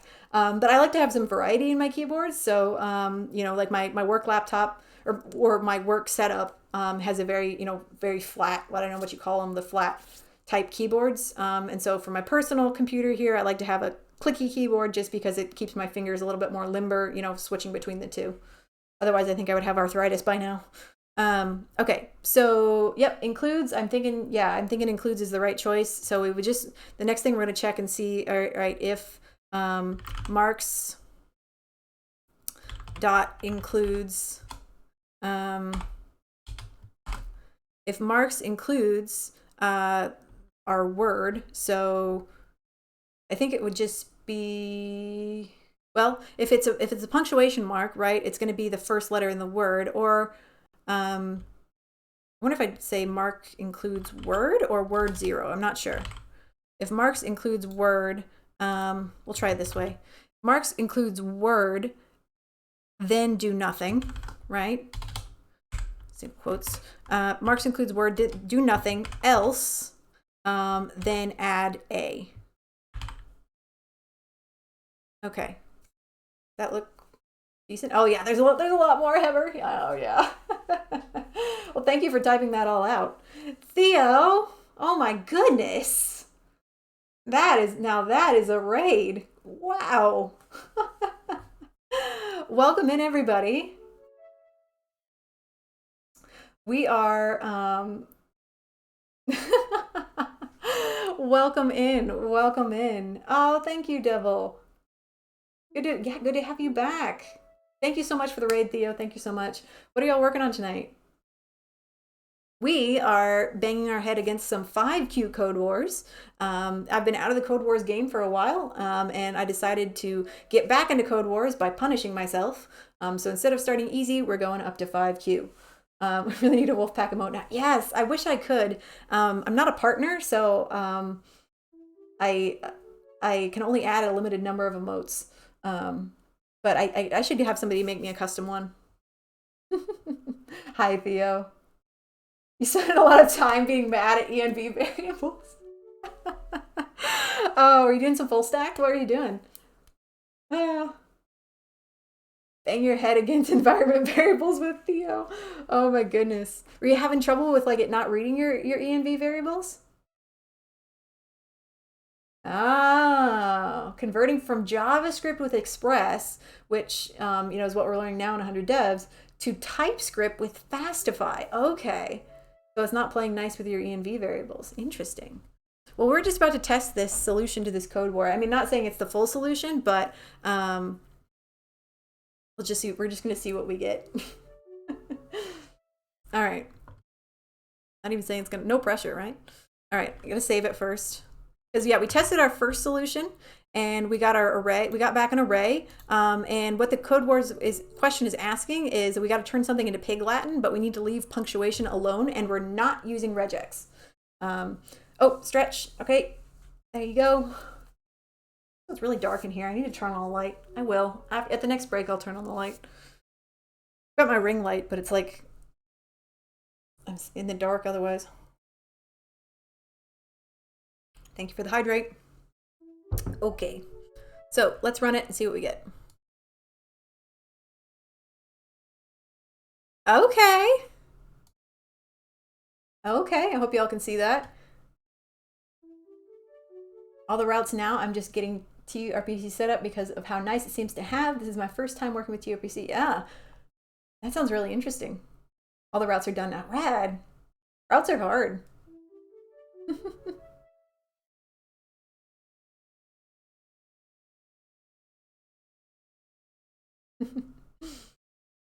Thank you for the follows, everyone, by the way. Welcome here. I don't normally do CodeWars on my streams, but like I say, I'm trying to get back in the CodeWars game.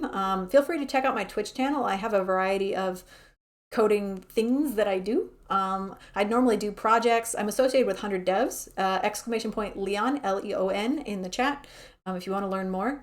But yeah, I'm learning full stack web development. I'm currently a SQL developer in my day job. And at night, I am learning to be a full stack, MERN stack developer. And so, yeah, if you're interested, you can definitely join us. Sorry, Leon, Leon. Yeah. There you go. That should, if you type that into chat, there you go. There you go. You got all the info now. You can join anytime. Classes are starting back up again. It's free, and classes are starting back up again next Tuesday. And yeah, it's a lot of fun. Leon's a lot of fun. We have fun. So hope you'll join us. Twitter, I do have a Twitter. Exclamation point Twitter to get that. T3 Stack is the 2022 MERN equivalent. Oh yeah. There you go. You can at Mayan Wolf on Twitter as well. I don't post too much fluff. I really just focus on my stream schedule, what I'm going to be talking about for each stream, and any schedule changes for the stream. All right, Theo, thanks for stopping in. Thank you so much for the raid. Much appreciated. Okay, so I think we've almost got this, right? Because we're getting back the result that we wanted. But we need to convert it from an array back to a string, right? So how do we do that? How do we convert an array back to a string?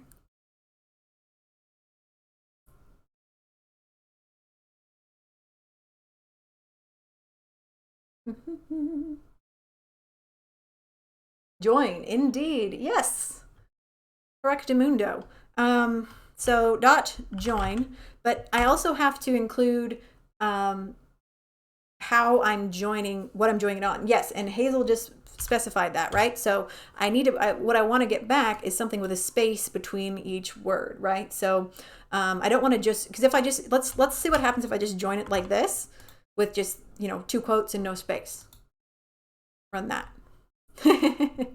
So I got back a string, right? But it's not what I wanted. So what I need to do is add a space here in my join, and that should theoretically do it. Hello, hey, Earl way, yeah. And then let's just try the other example. Let's try all the, we're gonna manually try all the test cases here. I think we're gonna be fine, but it's worth testing.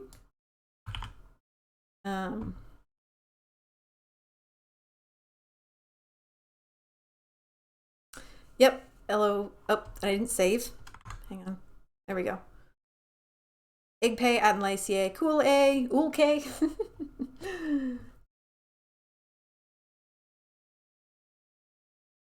Yeah, you could also concatenate to a string, yeah. I tend to use join just because it's very clean, right? But yeah, there's so many different ways you could do these. How would you say night in Pig Latin? Ooh, Memres, that's a heck of a question. How would you say night? Is it, what's the rule for, like, is it itne? Is it like you take the first sound? Because it's not, real Pig Latin, it's not necessarily the first letter, right? It's the first sound in the word. So Itne? Or is it night K? Yeah, that's a good question. Somebody look up somebody real quick. Look up the words of look up the rules of Pig Latin, and come back with a decision. We need to. This is important information we need to know. All right, let's do the last test case here. I know somebody's out there with the quick fingers on Google. Pig Latin, it is a real thing. Yeah. Oh, okay. What did I do here? Oh, I ran the wrong thing. Hang on.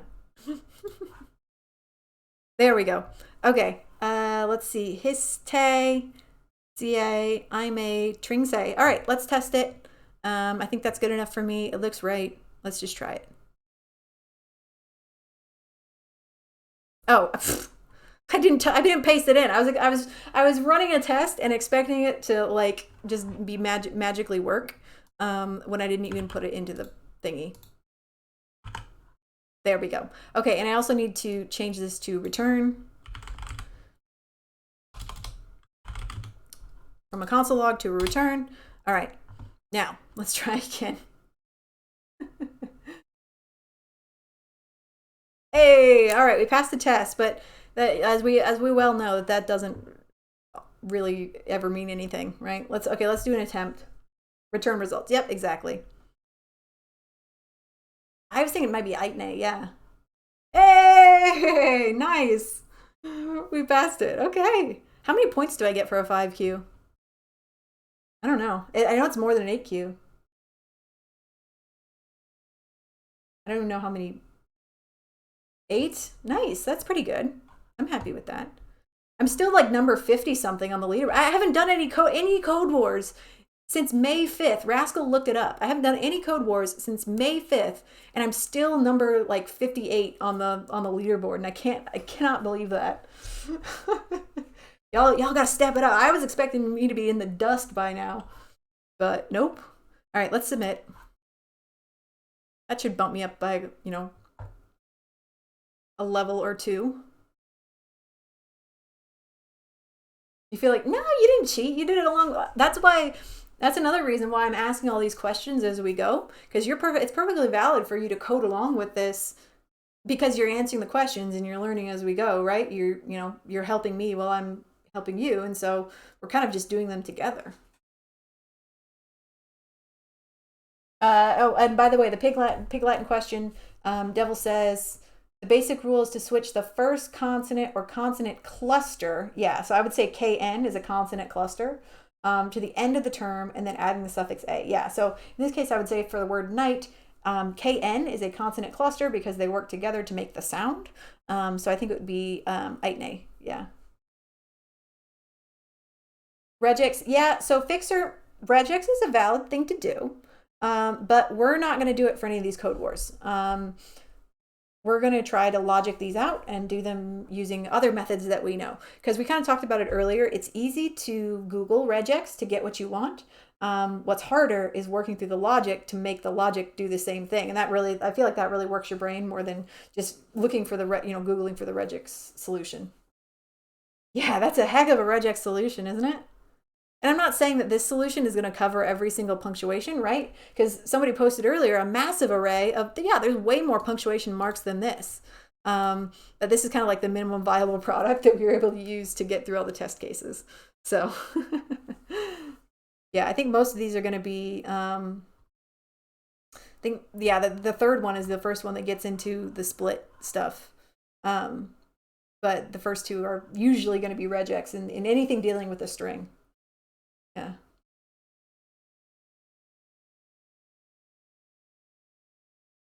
Yeah, Tame Mister, I was surprised that I was still on the leaderboard, honestly. 2 months, more than May, June, yeah, more than 2 months after I submitted my last Code Wars, I was really surprised to see me still on the board at all.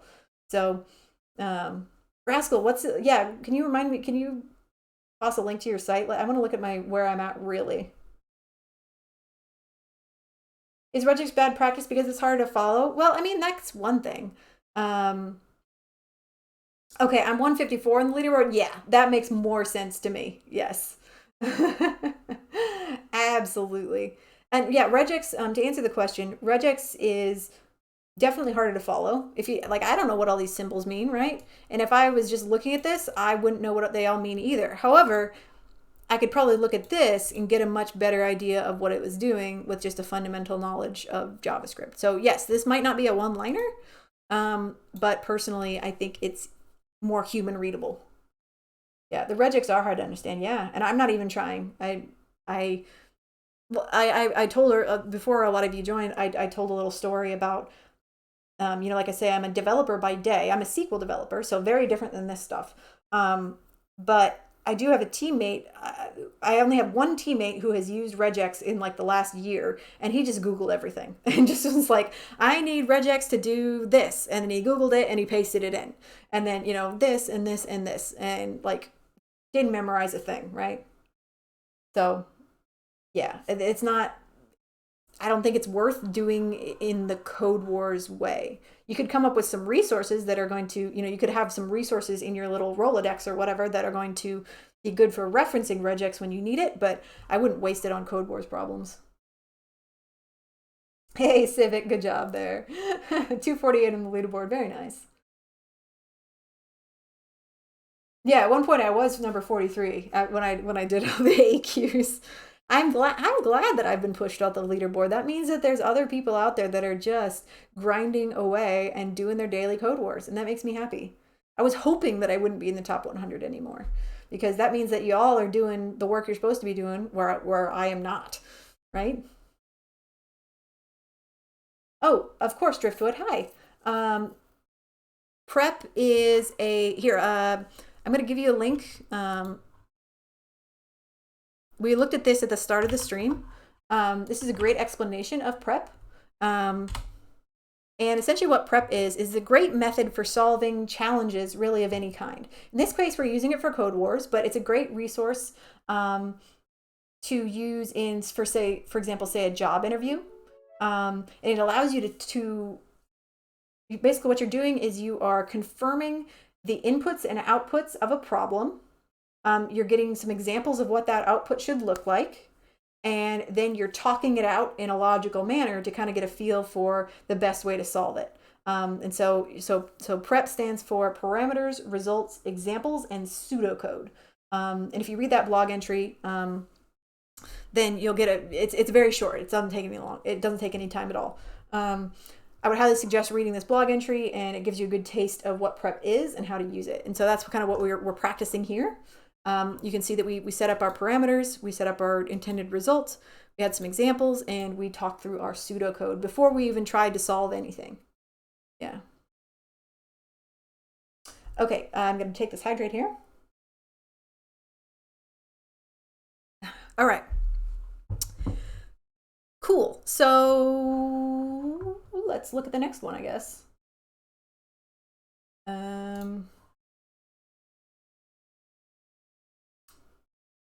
Next one is going to be moving zeros to the end. And what do we need to do? Okay, I'm gonna get a new file going here. Zeros. Okay. Fixer says, most people do the prep bit quite good, especially when it comes to algos. The issue is mostly with their claimed knowledge of specific stacks in my interviewing experience. That's fair, yeah. I think for a lot of folks in 100 devs especially, you know, prep is kind of a new concept. And so, but yeah, I mean, I see where you're coming from. That, yeah, some folks might be able to, you know, have the prep method down pat, but their full stack knowledge might be less than ideal. In this case, I think we're kind of, you know, laser focusing on, you know, solving how do we apply prep to CodeWars, but I do see what you're saying as far as, yeah, breadth of knowledge can sometimes be lacking overall. Yeah.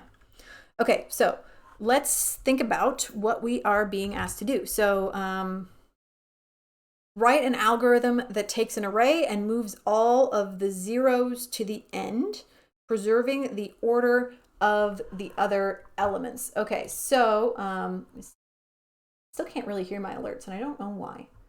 Why are they so quiet?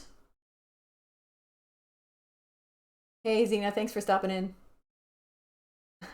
Asta, you are in luck, my friend. Asta asks, can you recommend me some material to learn JS? Well, so check out the links that Mubot just posted there in the chat. And we are all, a lot of us are enrolled in a course called 100 Devs, where we learn JavaScript and MERN stack web development from start to finish. So zero, a lot of folks coming into the program had zero coding knowledge. I had zero JavaScript knowledge coming in, didn't know anything about it. And yeah, we've all been training ourselves up since January now. But you can get started anytime. It's not there. All the videos are on YouTube. It's all free. So, and there's a great supportive Discord. So definitely check it out. It's all free. Videos are all on YouTube. You can dive right in anytime, and the Discord is super good. Okay. So parameters. So we're being asked to take an array and move all the zeros to the end, preserving the order of the other elements. So in this case, it's got an array with a bunch of stuff in it. They want the same array back, but with the zeros moved to the end. Yeah, no problem, Asta. Yeah. Fixer says count zeros, remove them from the string, add the zeros. Yeah, that could be a way that we approach it. Let's look and see what let's follow the prep method here and see what we're being given first. Okay, so parameters, we have been given, looks like we're going to be given an array, a single array with multiple types of elements, including, because I'm seeing numbers, I'm seeing strings, and I'm seeing booleans. So booleans are just, true, false, right? Including numbers, strings, and booleans. Okay, and then the return should be the return is going to be a single array with the same elements, but the zeros are moved to the end of the array. Okay. Does it look like I missed anything in there? Does it look like I missed anything there? Oh, thank you. Yeah, thank you for that feedback, I'm at King. So I'm at King started in April, and they're doing the classes out of order, but it's still awesome. That's good to hear. Thank you, I'm at. We can't change the input array. Oh yeah, that's a good point. The other elements should remain in the same location in the array. Yeah. Oh, thanks, Drunk Local. Dakota Nelson GitHub has a Netlify hosted site that has a nice class to homework breakdown for the catch-up crew. And yeah, the catch-up crew is what we call folks that maybe started after the course started, but they're catching up. So that's right. Is JSON stringify kosher for this? I would say so. I mean, I don't know why not. I mean, it's JavaScript, right? You can just turn it into JSON.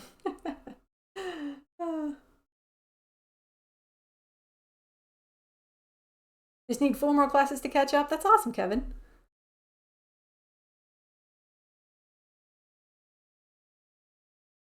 Nicholas Costa has a suggestion there. Yep. You could reduce and you can filter. Yeah, there's a bunch of different things we could use here. So keeping with the prep method though, let's see if we can get some examples. So I'm gonna go ahead and train on this. Maybe they'll give us some more examples in the test cases. All right, so the test case that they give us here is move 0, and then it returns this. So it's an array with numbers and a string, but then what we should get back is the same array with numbers and a string, and then 2 zeros. And so then another example here, I need to actually say my examples here. Examples. Okay, and then the second one from the test case is this one. I'm just going to copy and paste it literally from the test case. There we go. All right, so in this case, they give us just an array with a bunch of numbers, And then we get back the same array with just numbers and then all the zeros after it. Yeah, okay. And then so pseudocode. Okay. So, several folks have put some examples in the chat, and so I want to make sure, I'm going to make sure I'm reading. Okay, so missing anything here?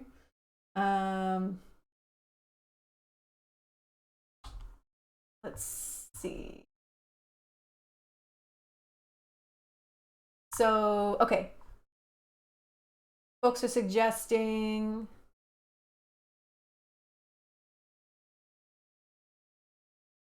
reduce the count to zeros, filter every zero, add how many zeros you counted before. So counting so we can count the zeros. Maybe, yeah, that I'm sure that would potentially be a valid solution. You could build up the new array when counting. Yeah, so you maybe don't have to. So reduce, is kind of summing, right? Reduce is kind of summing things together, but you could just count and then build the new array simultaneously, I suppose. Comparing the length after filtering will get, so yeah, you can go with a count, or you could just pull out the zeros. So let's kind of talk this through pseudocode style.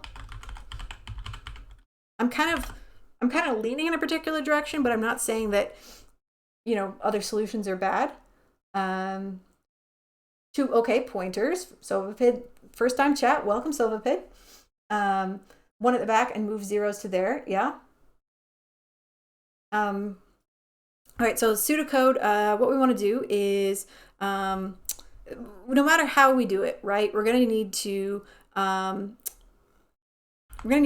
iterate over the starting array,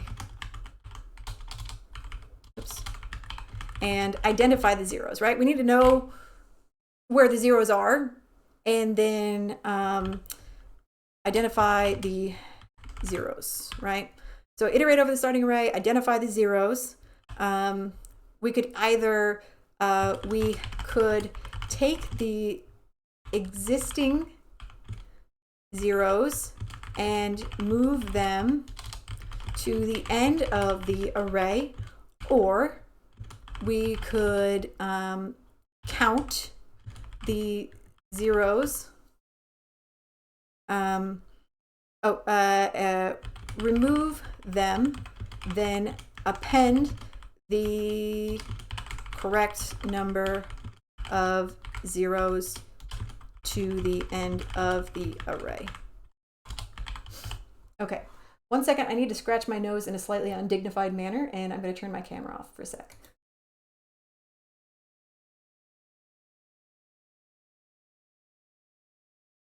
You know how sometimes you get an itch on your nose and it's like in a really awkward place, but it itches really bad? Yeah, that's what I had there for a second.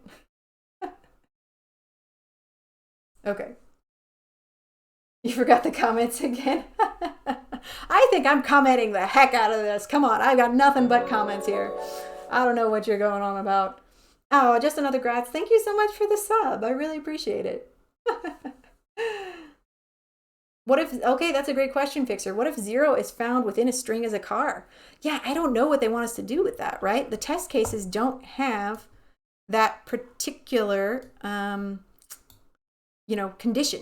So I don't know what they want us to do with that. I think I'm going to assume that a 0 is a number versus a car. I might be wrong on that. I think, I think we're going to need to use like a strict equals here. And you might know why, but or you might not, but that's okay. I think they're trying to trick us here a little bit they're trying to make us think we can just use a non-strict equal, but I think we're going to need one. Just because, and the reason I say that is because look at this test case here. They gave us a false as they gave us a false as an array element.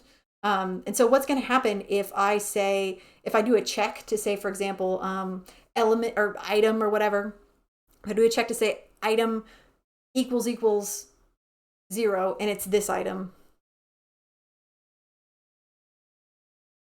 right? I think that's going to return false, wouldn't it?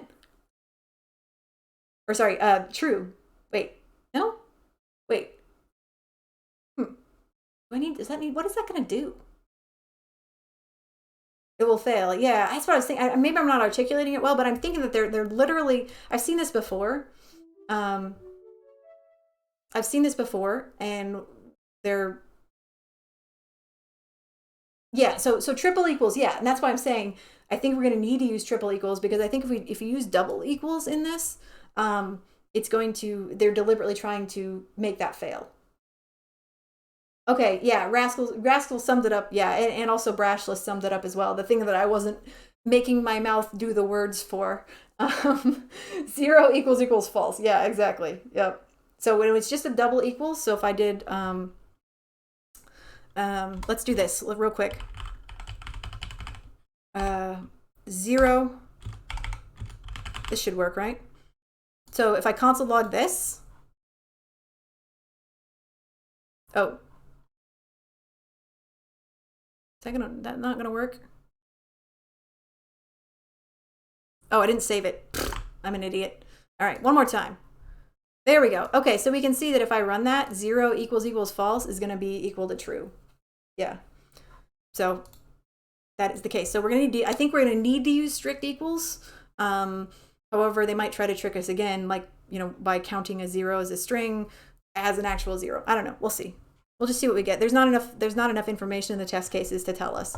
So we're going to have to wing it. Hooray. All right. Yes, driftwood. Yeah, that's correct. That's why I'm saying we will probably need to use triple equals, because it is both type and value, in which case that would exclude that false. Yep. Yeah, the double equals can do some funky things, right? Can't it? Like anything that's like, it's truthy falsy, right? We're getting weird stuff there. Yeah. Okay, so yeah, triple equals is probably going to be the way that we're going to want to go. And there's a bunch of different ways that we could potentially do this. Enum, sure, maybe. I personally don't know how to use enum, so I'm going to do it the way that I know how, which is probably janky as hell. But yeah, enum is probably sounds fine. Somebody mentioned, I think, somebody mentioned, using pointers and that kind of thing. Yeah. So yeah, I think there's a lot of different ways we could do this. I'm going to do it the janky way. I have a thought. So my thought here, yeah, JS is weird, isn't it? It's flexible like Gumby. It can do a lot of things. It can do a lot of things, but when you have anything that can do a lot of things, you introduce some weirdness in the way it operates. Yeah. Oh man, we got to take a break. Okay, so here's my thought. Before we got to take a break. We take a break every hour. Here's my thought on how we could potentially do this. And like I say, janky as hell. But I don't know. I'm thinking I could probably get the job done. I'm thinking that what I want to do is I want to filter the input array, right? Filter the input array. Or not filter. I don't want to filter. I want to, oh yeah, okay, here's what I want to do. I'm going to create a new array. I'm going to create 2 new arrays. One of them is going to be for non-zero things, and then the other one is going to be for zeros only. And I'm going to take the original array, I'm going to go through it, and for each item, I'm going to assign it to whichever array it belongs to, and in the end, I'm just going to smash the 2 arrays together. Janky as hell. I don't know. Yeah, you could Sova Pid. That sounds very elegant. One moving forward from the front and one from the back. I think I think I might just try this 2 array solution. Oh yeah, thank you, Driftwood. That equality table. That's yeah, I might look at that over break. I do need to grab a snack though. I'm really hungry. I didn't eat any dinner. I didn't have time. I got back from the shelter and it was like stream time. You did the 2. Oh, you did 2 array MME. Okay, I feel a little better because that was the first thing that I thought of was like, well, this feels like just looping through and like assigning things to the correct bucket, right? And then in the end, you just join those 2 buckets together and you end up with a single array. Yeah. So I think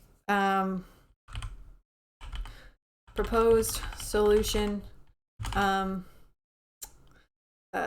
iterate through the original array and assign each value to a new array bucket depending on if 0 or not. Join the buckets together and output. That's my thought. I ain't no one-line CodeWars hero, unfortunately. I'm sure there's a way to do this as a one-liner. Probably some of the wonderful solutions that you all suggested. But yeah, it's break time. When we come back, we're going to do this and see if we can get it to work. Yeah, I'm going to go get a snack. I'm so hungry. All right. I will be back in 5 minutes. We're going to get our timer going here. And start. Okay, I'll see you back in 5. I'm going to get a snack.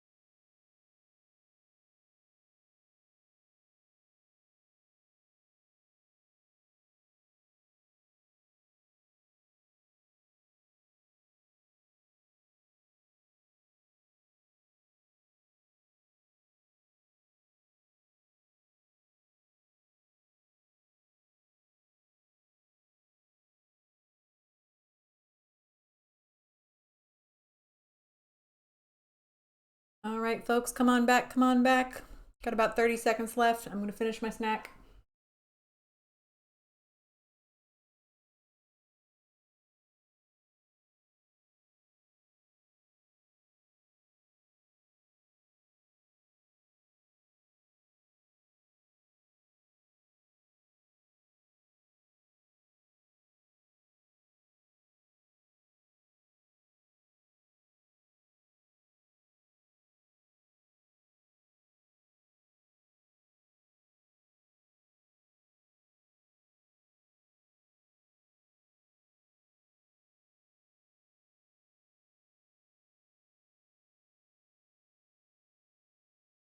Okay, and we're back.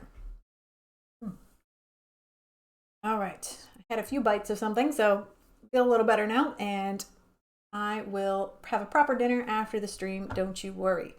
Okay, turning my camera back on. I don't have anything in my teeth. We'll see, I guess. Okay. I think we're okay tooth-wise. Who knows? Oh well. It's not like this is being recorded or anything, right? Oh no. Okay. So let's go back to. Okay, here we go. Let's go back to the question. So I have an idea on how to do this. We'll see if it's viable or not. I think it is. I mean, it's pretty simplistic in execution. Like I say, there's probably way more elegant ways to do this, but I ain't elegant, so this is what you get. But I think it also goes to show that I'm hoping, you know, I don't know. I guess for these higher level questions, like it just seems like you can use if you don't worry about making it one line, you can use basic sort of practices to kind of solve these. We'll see, I guess.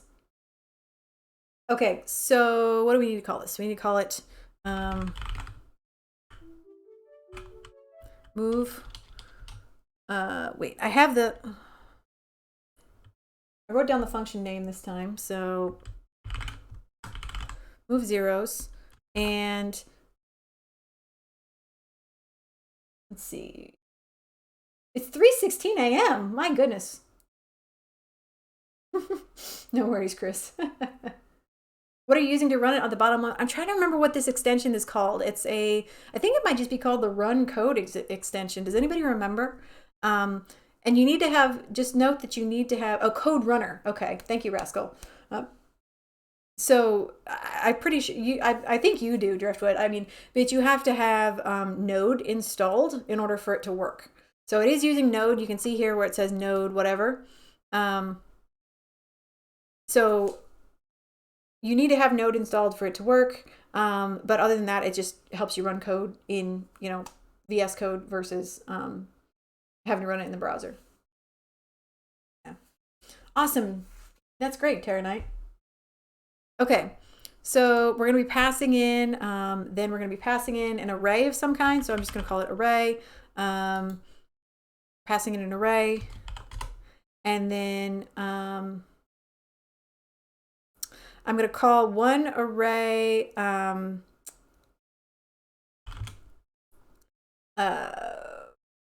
let's call one array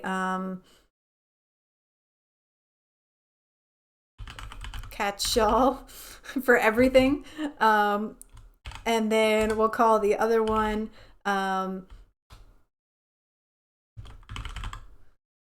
let zeros equals, and these are going to be empty arrays, catch-all and zeros. So catch-all is going to be for everything that's not a zero, and then zeros is going to be for the zeros. Yeah.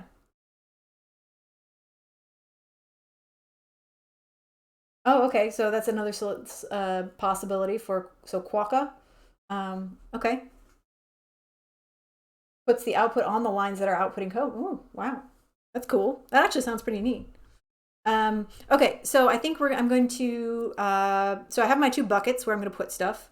And then I am going to, I guess I'm just going to loop through the array. And so, I mean,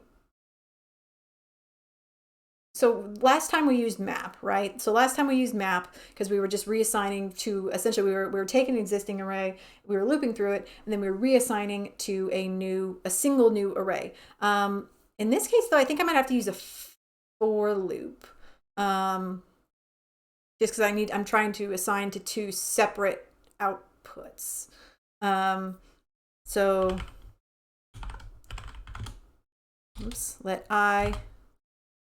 So we're gonna, yeah, well, I think we're just gonna do a traditional for loop for this one. I don't know, it might be a better way to do it, but let I equal 0, and then I is gonna be less than array dot length, I less than array dot length, and then I plus plus. Yeah, I know how to write a for loop. This is why I need to do more CodeWars more often, so I can, you know, have this stuff better in my fingers, right?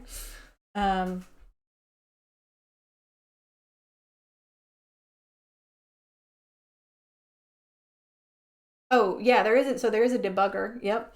This symbol right here, that's a debugger. Yeah, and you can, but yeah, you can. There's a ton of extensions you can install, obviously, for VS Code, right? I have several.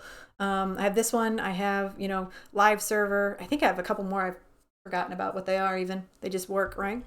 And what's nice about VS Code is they keep like taking features that used to be extensions and then adding them in natively, right? Like the colored brackets and parentheses, which I think is pretty neat. Okay, so we've got our for loop, and I think, so basically it's just going to be if whatever element we're on, right? If whatever element we're on is equal to 0, then push it to our zeros. If it's anything else, then put it in the catch-all bucket, right? I think that's all we need to do. So I could do this as an if statement. I might just do it as a ternary, though, because ternaries are fun. So, all right. So it's going to be array I triple equals 0, right? I think. Array I triple equals 0. If that's true, then what do I need? What do I say if I want to add an element to an array? What method do I use? So it's going to be zeros dot something.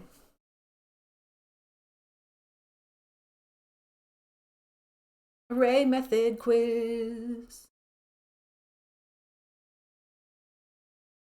Yeah, right. We have a couple of options. We could do push or unshift. In this case, I don't think it really matters. I'm just going to go with the classic push, I think. Zeros dot push, and then our item. Zeros dot push array I. And then if it's anything else other than a 0, really, right? We just do other dot push. Should have just copied and pasted, but whatever. Array I. Yeah. So that's just going to go through and it's going to assign them to the appropriate bucket depending on, you know, what we want to do. And then all we have to do after that is really just see what the result is, I think, right? Because yeah, they want an array back, so console log, and then so what we want to do is we want to oh, I didn't call it other. I called it catch-all. I almost called it other. Catch-all push array. Okay, console log. Then we want a console log essentially catch-all concatenated with zeros. Okay, let's try that. I'm not sure that that's going to work, but I'm not sure that that's going to work, but let's try it.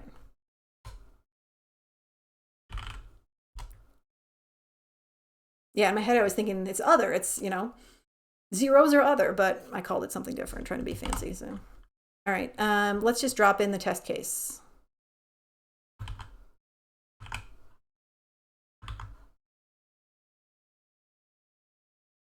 Okay, yeah, so, okay, good start. It's doing essentially, it's doing what we want, right? Which is good. It's putting things in the proper order. I bet if I try this other test case, I know this isn't giving us quite what we want, but I'm just gonna try this other one as well. Oops. And I think it should work as well as far as putting things in the right order. Okay, yep, exactly. So we just need to do a little bit more work here to get it to give us the specific format of the output that we need, right? So in this case, catch all plus zeros concatenates them together, but when it does that, right, it concatenate is strings, so it turns them into strings. So we're going to need to convert them back to an array. So if I do this, I could try joining on comma, but I don't think that's going to work. Oh, and I have parenthesis wrong there. Well, I think it's going to be close, but still not quite what we want, because anybody would know why that's probably not going to work? Well, we'll just try it. Whoops. What do I got here? Catch all zeros join is not a function. Okay. Concatenate. I know. I just want to concatenate. Yeah. Oh wait, it's not. Wait, it's not join. It's split. Yeah, that's why it's not join. It's split. I used the wrong thing. Yeah, because join is when you have an array and then you convert. Yeah, I did it the wrong way. Wrong method. All right, I think this should work. There. Okay, good. So, and this is just the way that like this extension outputs arrays. It looks super funky. Oh yeah, MME cotton. That's a good. Yeah. String join. Yeah, exactly. I used the wrong method. Yep. Yep. Absolutely. Yeah, it should have been split. Okay, so that's close. Not quite what we want, but that's the spread operator. MME cotton. That's a good. Let's try that. Let's do the spread operator. I need to sneeze. Hang on. Thank you. Woo. Sorry about that. Okay, yeah, so we could potentially do this with the spread operator. Catch all. And then zeros. Let's try that. Ooh, yeah, very nice. That's 1, 2, 3, 4 zeros. And 1, 2, 1, 1, 3, 0. Yep. 3, 1. Yeah. Thanks, homie. First time chat. Bless you. Thank you. Yeah, spread. That's great. That's so concise. I like it. Because I was originally thinking like, well, we could do, we could add in that missing comma, add the missing comma when we concatenate, and then you'd have to do a split. But that seems like kind of repetitive, right? It seems like, we're just retreading ground there. Akram, I guess I see you pasted some code there in chat, and you highlighted your message. But are you asking a question? It looks a little funky as far as like, the way it posts in chat, so it's hard to see what you're going for there. Are you checking to see if your code is working or what? Or is this your potential solution?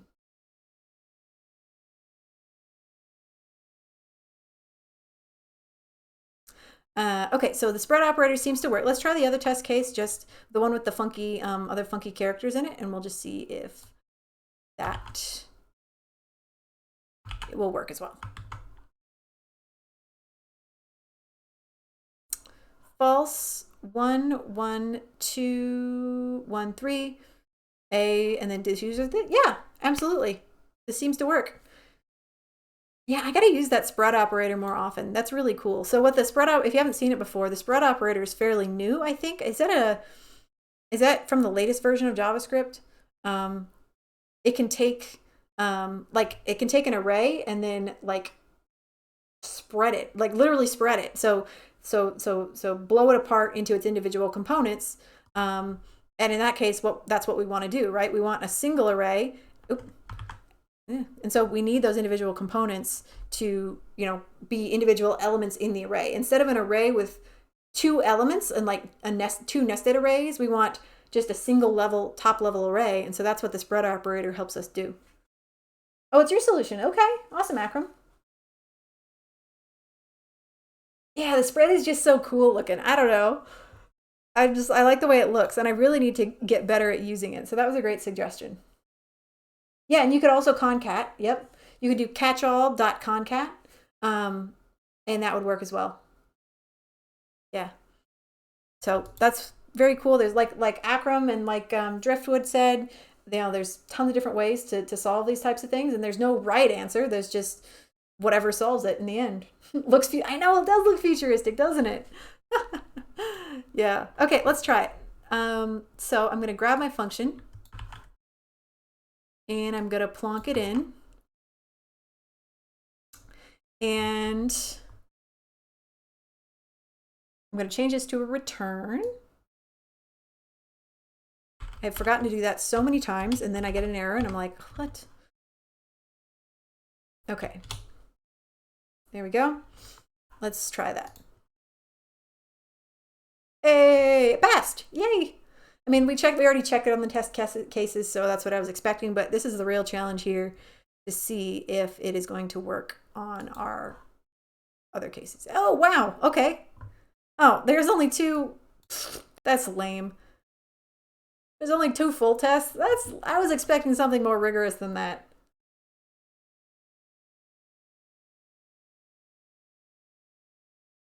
Spread is from ES 2015. Was that the latest one, Rascal? Is that the latest version of JavaScript, or is there a newer one after that?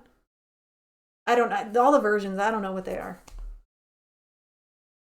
Okay, yep, Devil, that's a good solution too. That looks like a yeah, so doing a filter. Yep. So checking each one. Yeah. Lightly scuff solution. Yeah. Yeah, lots of good solutions here. So definitely, yeah, do this question yourself. I mean, and submit it and get the points for it. And oh, there's an ES 2022. Oh my goodness. It is correct. It was ES6. Okay, yeah. I thought ES6 was equivalent to 2015. I wasn't entirely sure though. All right, let's go ahead and submit it. I'm sure this is not going to be the best one.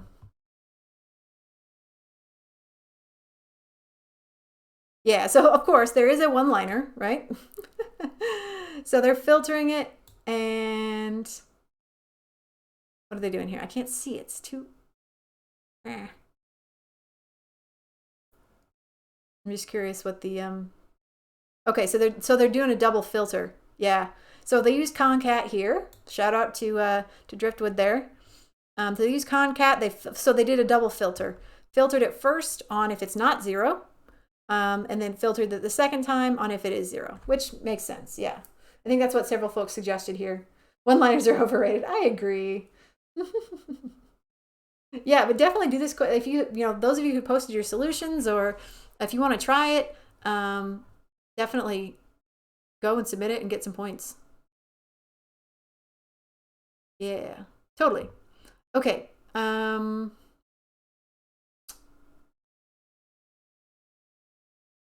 right, let's go and let's do another one.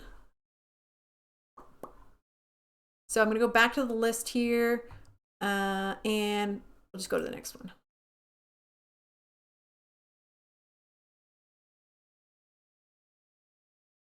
Okay, this one's interesting. Your solution could be a one. Yeah. I feel like any solution could be a one-liner if it tries hard enough. If with no carriage returns, right? Everything, no word wrap. Everything's one line. Yeah, absolutely. I don't worry about one-liners or anything unless it's like a trick shot 8Q or whatever, super simple 8Q. Then it's sometimes kind of fun to dunk a little bit, but for stuff like this, I would never do it one line. Turn off word wrap. Yeah. 1 second. I'm getting a notification on my other screen. Let me just check. Sorry. Let me just see what is notifying me and why.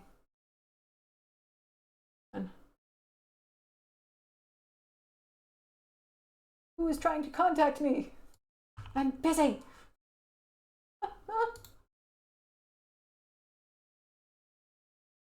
Okay. It's all good. All right, let's read this. I'm going to new file going here. Human time?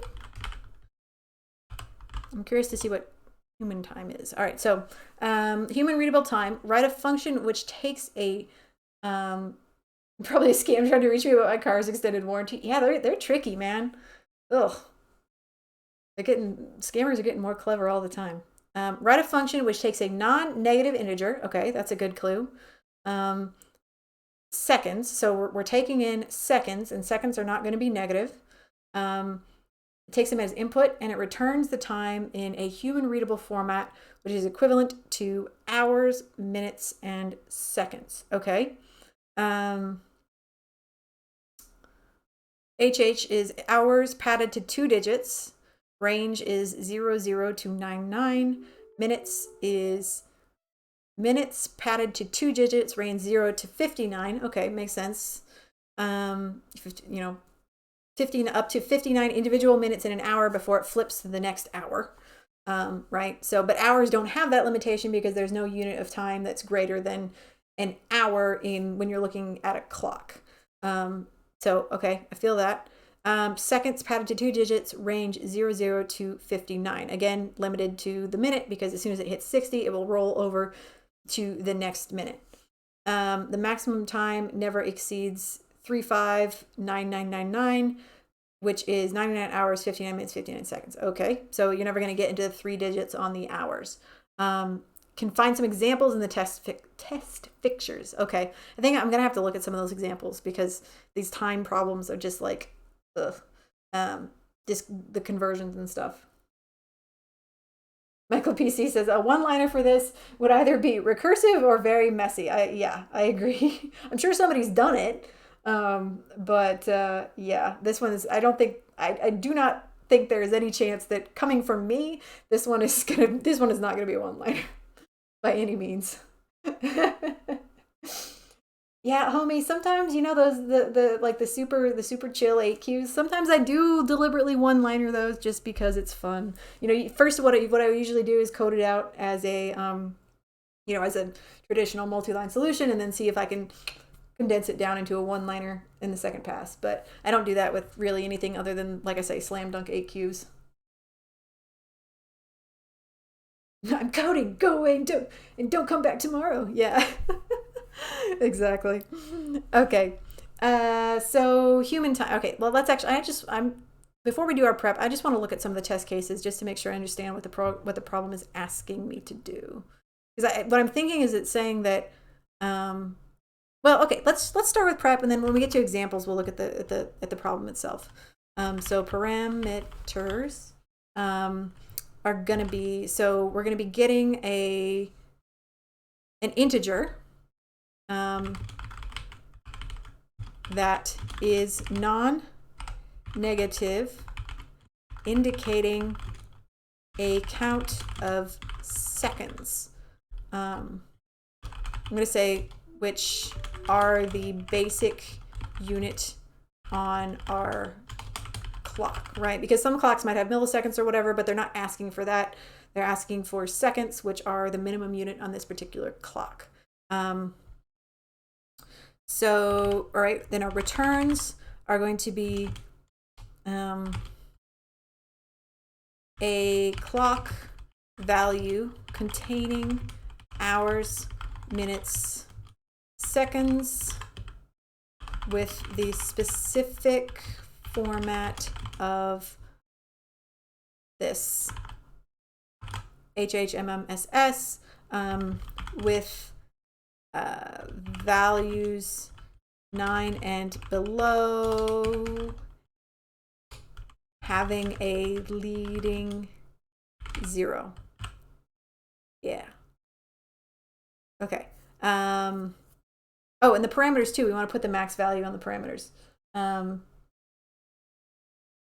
Dreadfoot says we'll be dividing by 60 a lot. Yeah, I don't disagree with you. Yeah, and that's right. Terragnite, I just thought of that too. Great catch there. We're going to want to make sure that in our parameters, we also say the max time will be, the max integer, the max number of seconds will be 359999 or less. Okay. Yeah. Oh, Hans, you do it all the time in C? Oh, that's rad. Yeah. Yeah, I'm not 100% sure how we're gonna code this either, but let's rock and roll, shall we? Okay, so parameters, returns, examples. Now this is where I really want to look at the test cases here. Okay. Function. So let's see. I'm just gonna copy this into. I always forget to do that, and then I end up typing the wrong thing. Okay, so that's gonna be our thing where we're gonna actually type our code rather than me trying to remember what it's supposed to be called. All right, so we got but luckily here in the test case, we've got a bunch of different examples. This is good. So 0, 0, 0 is obviously, so we pass in 0, it's obviously supposed to be 0. Pass in 59, it's gonna be 59. I'm just gonna grab these.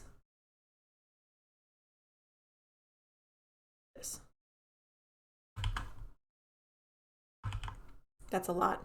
That's gonna take up a lot of room.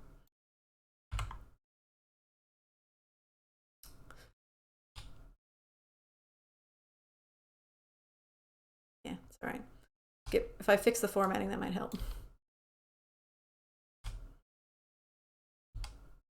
Now there's a keyboard shortcut to do this faster before everybody spams it, but I don't remember what it is, so I'm doing it slowly. All right, so we look at a couple of these. Pass in 0, we get 0, right? Pass in 59, that's 59 seconds, we get 59. Pass in 60, it rolls over to an hour. Okay, makes sense. Pass in 90, which is 90 seconds, or sorry, it doesn't roll over to an hour, it rolls over to a minute. A dingus. All right, so 1 minute, and then 90 is 1 minute 30 seconds. Yeah, okay, I'm getting it. All right, 59, so 35.99 is 59 minutes and 59 seconds. 3600. Okay, this is helpful. This is how many seconds are in an hour, which makes sense. 60 times 60. Right? I think. I don't know math. 45,290. Okay, so these are more random ones here. But then yeah, then here's the max value, which equates to 99, 59, 59. Okay. Cool.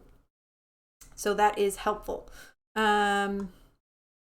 All right, so pseudocode, I guess what we're gonna wanna do is, okay, the immediate thing I think of is what happens, so no matter what I'm gonna have to, like somebody said earlier, we're gonna be dividing by 60 a lot.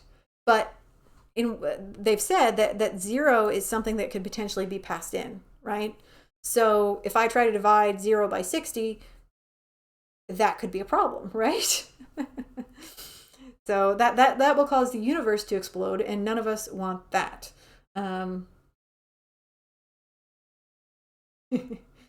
Yeah, well, I think what we're gonna want to check is, I think even that's a good suggestion, Driftwood. If divided by 60 equals 0, then we're gonna want to check, I think, even before we try any division. We're gonna want to check. I think what we're gonna want to do is check the initial submission. So like check whatever they send in to see if that's 0, and then if it is, immediately end the function, right? Like return 0, 0, return this, and just end it from there, because we don't want to do any division against 0. Yeah, I know. yeah, we can do like absolute values and stuff, but I don't think. But with math.abs, we're not expecting to have any negatives to deal with, right? So what would be the purpose of math.abs there?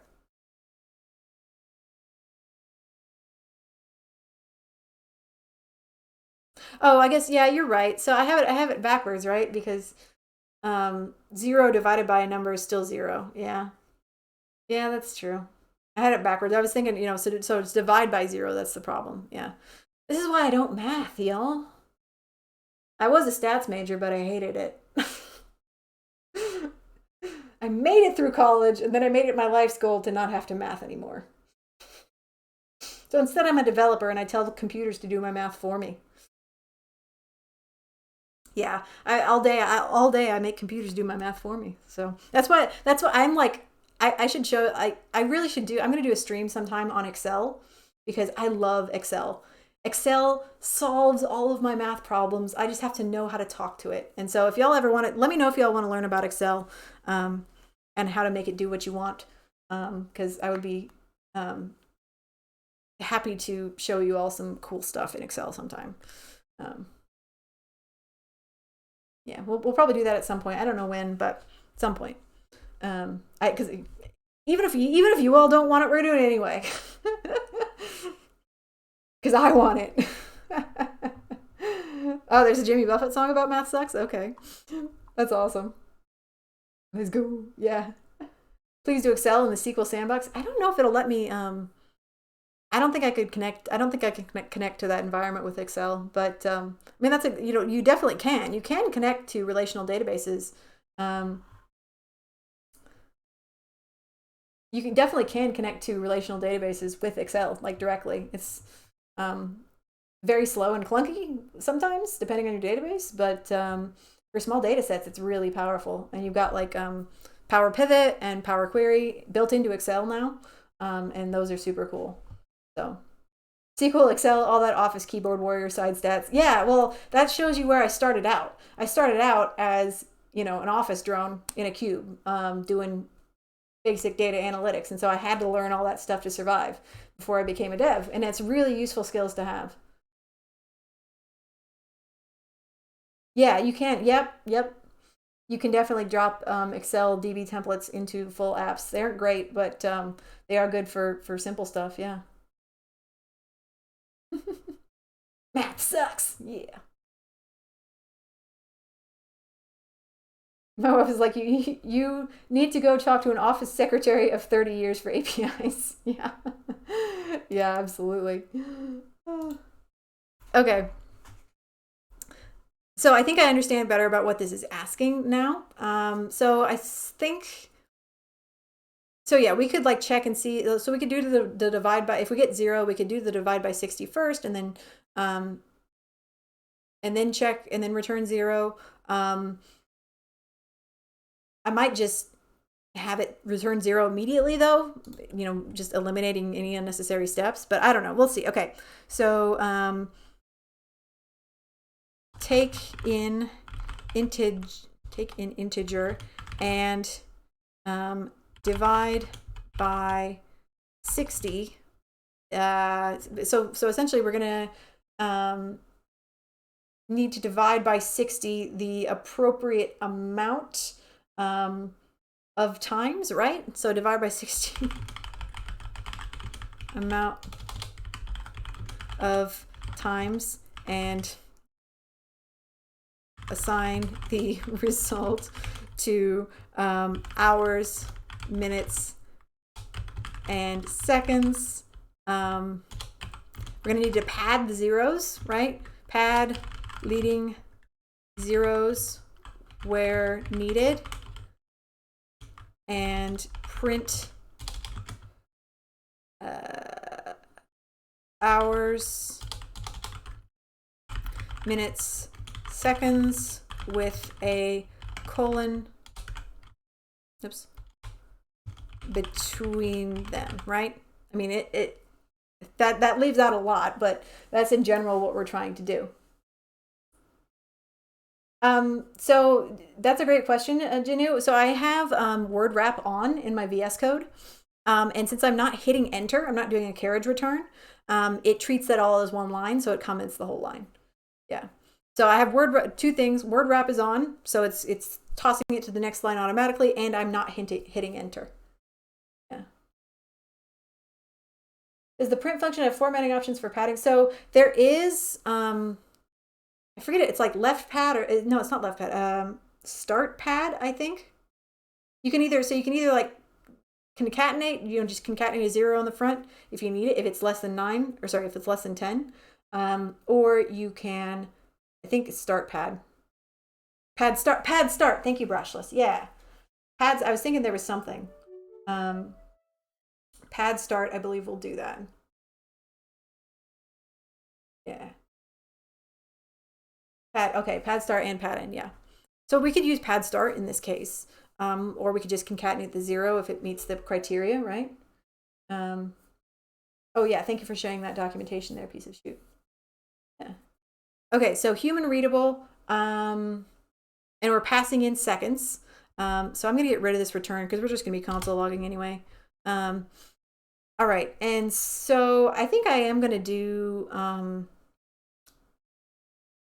I wonder, okay, so they said we're never gonna get, okay, the maximum time never exceeds, and it's never gonna be less than 0. So we don't need to do any checks on if it's outside the range because they've told us that it won't be, right? So I think I'm just gonna say, so if seconds is, we know it's going to be an integer, but I'm going to put the triple equals anyway, just for safety. If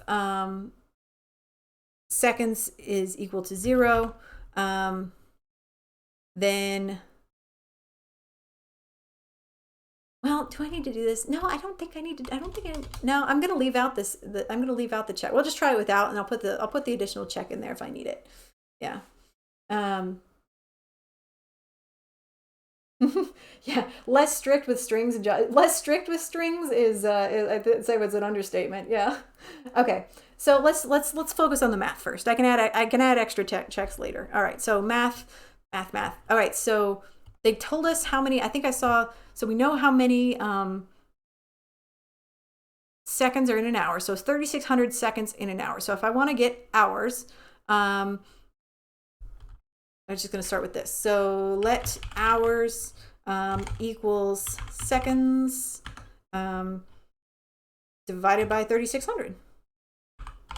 Right? That's right. Yeah. Okay. Good. And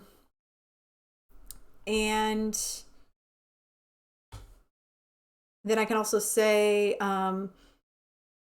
see, how do I do left pad? I want to say, if hours is, no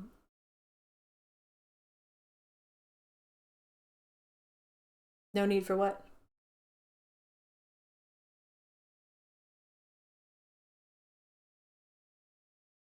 No, sorry, no need for what, piece of shoe?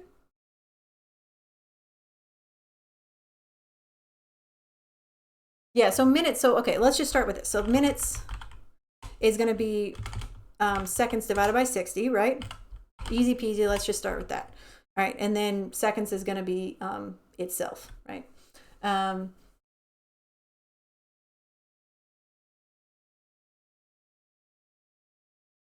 Yeah, but I'd also, so no need for the 0 check. Yeah, okay.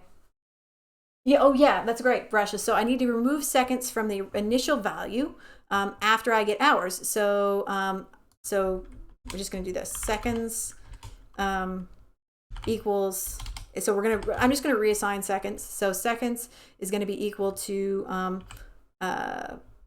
hours. So sorry, seconds minus hours times 3,600, right? There's probably a better way to do that, but this is the way that my brain is thinking about it right now. So so seconds is going to be hours times 36. So that's going to be the remaining seconds. And then minutes is going to be that. And then I can take the remaining seconds and then reassign it. So just get the remainder, and then that's going to be what we end up with as seconds, I think. All right, so seconds is going to be seconds minus minutes times 60, right? Oops. Maybe. I'm sure there is another way to do it without hands. I know this looks and feels clunky, but I'm, me no math good. So this is what you get. Okay, math. Okay. Math.floor minutes and seconds. Okay. Why do I need math.floor here? Is it because, well, it's, yeah, if it's not divisible by 60. Yeah, it's not divisible by 60. You're right. So, or by whatever. Yeah, so I'm going to need to do math.floor. Yeah. Ooh. Oh, thank you for the bits. Nice. Who did that? All right, hang on. I can't see. I still don't have a good OBS layout.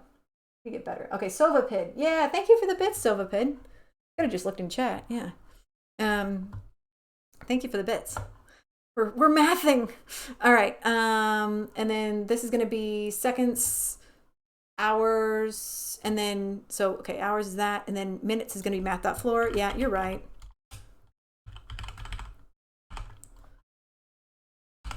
Yep. And seconds, so that should be fine there. Yeah. This is surprisingly nice to watch. Oh, I'm glad. I aim for enjoyment, if nothing else. Yes.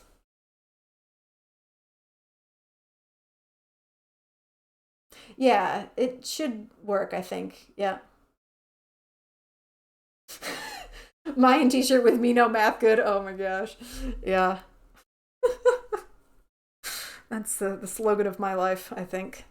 All right, so seconds, minutes, and then I think we also need to add in a step here to do that left pad. So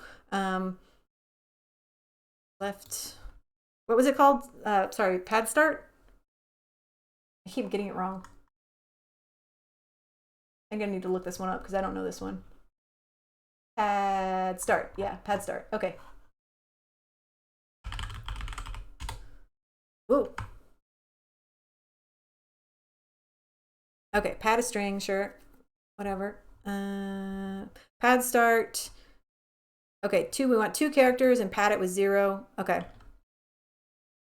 We'll try that. Back to this. Yeah. Pad, yeah. Thank you for sharing the parameters there. Max length and fill string. Okay, so in this case, our max length, we want our max length to be 2. And I don't want to do the padding though until after I've done the calculation, right?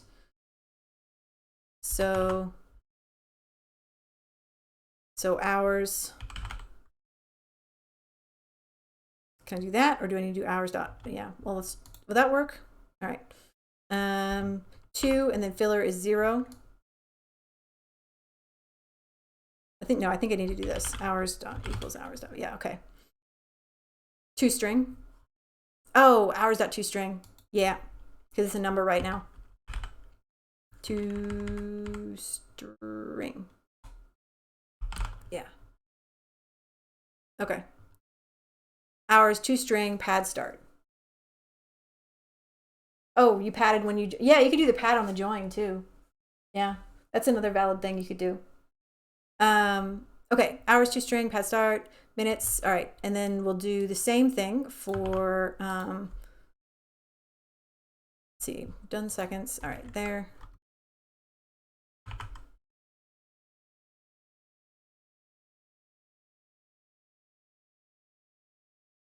But I'm not doing math on, oops. Ooh.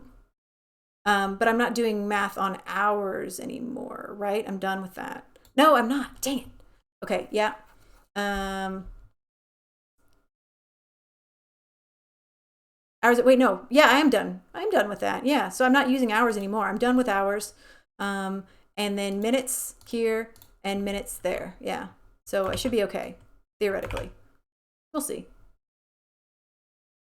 Yeah, and you could definitely, that's it. Yep, you could definitely define these divisors right here. You could define them as constants and do it that way as well. Yeah. Okay, so, and then next, just the last thing we need to do is the same thing for seconds. Same thing. Oh, I have caps lock on. Sorry. Turn off. Okay, seconds. Because we're done messing with that. And actually, I could do this too. I could actually probably do it here. I'm going to try and see if I can do it here. Just to shave a line or 2 off. It's probably a mistake, but we'll see if that works. Trying a recursive approach? I wish you Godspeed, my friend. Yeah, and you could do that, so you can have your constant be the divisor itself, and then add on to that, build that up. Yeah, that would definitely be a good way to do it. Okay, so we have hours, seconds, and minutes now. I'm just going to console log these so I don't get lost in the sauce. All right.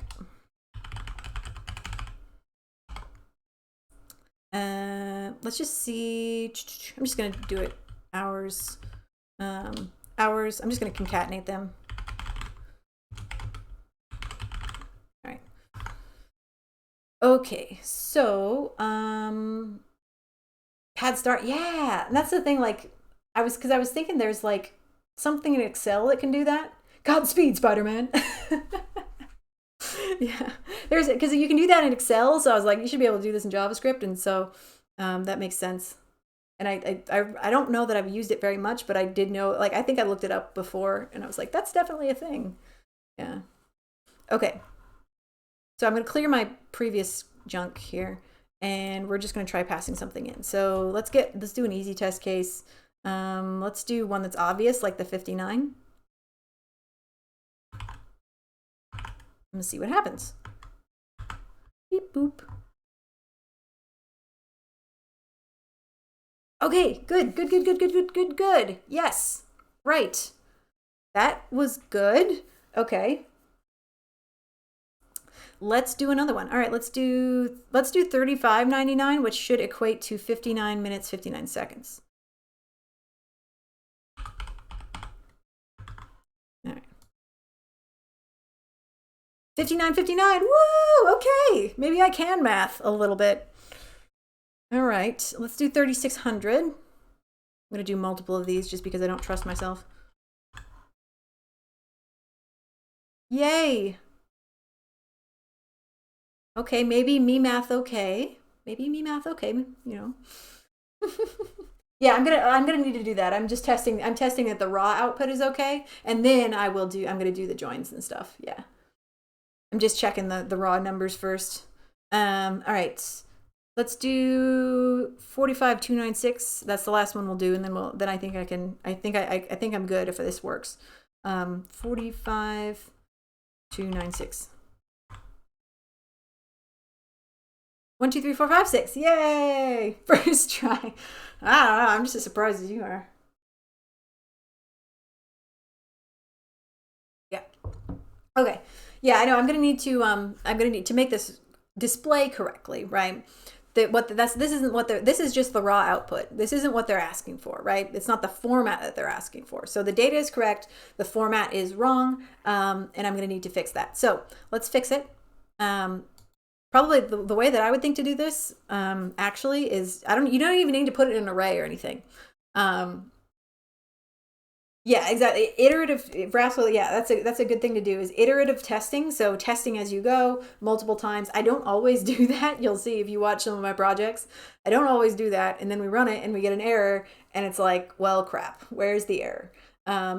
So yeah, iterative testing, when you remember to do it, is a very good thing to do. So I'm just going to do this as I could just straight up concatenate this and like put the colons, you know, and a little plus and then another colon, you know, all that stuff. But I think I'm going to do it as a template literal just because I have the variables in here already. And I'm just going to do this. I think this will be cleaner. Let's try this. Minutes. And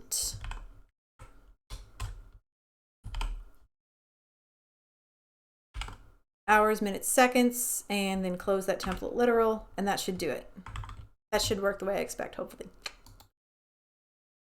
Yeah, 1, 2, 3, 4, 5, 6, and it's a string, and that should be what they are looking for. So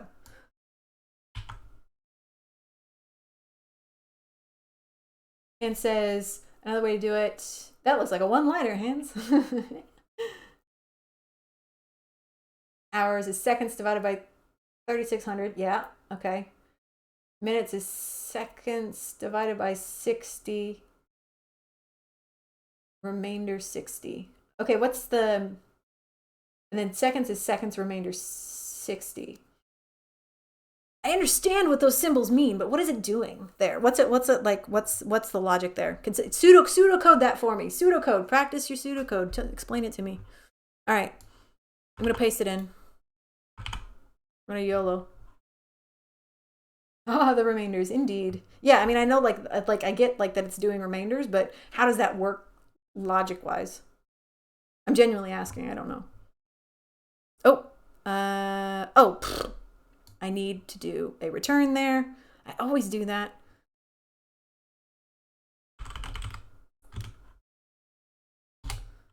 Okay,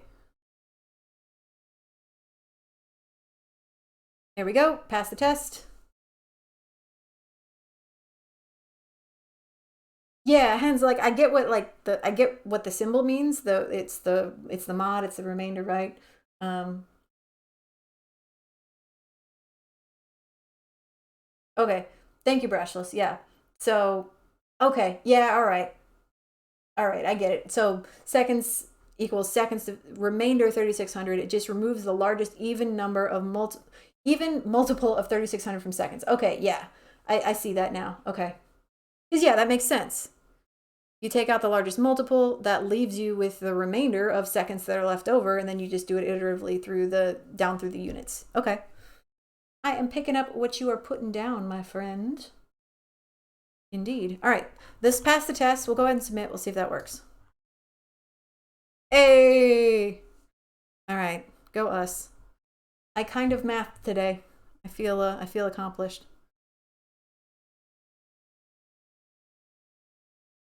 All right. Rascal, quick, check my CodeWars rank. Did I move up at all?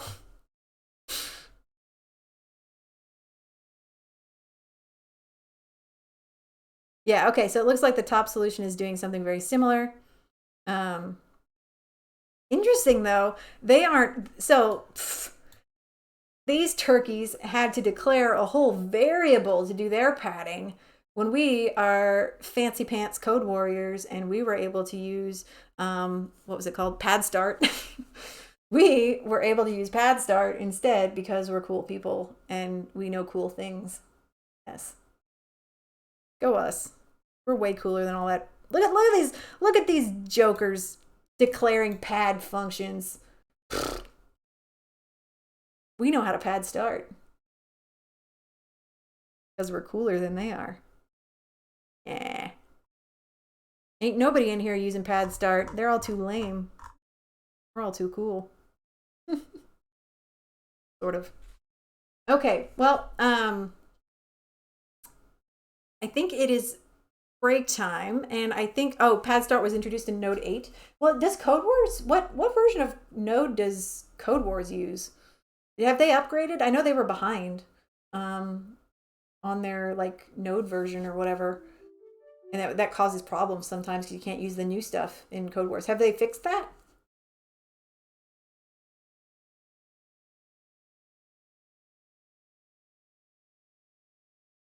Oh man, Devil's got one where they add in milliseconds. Okay, so the input is milliseconds, and the output as an object with days, hours, minutes, seconds, milliseconds. Wow.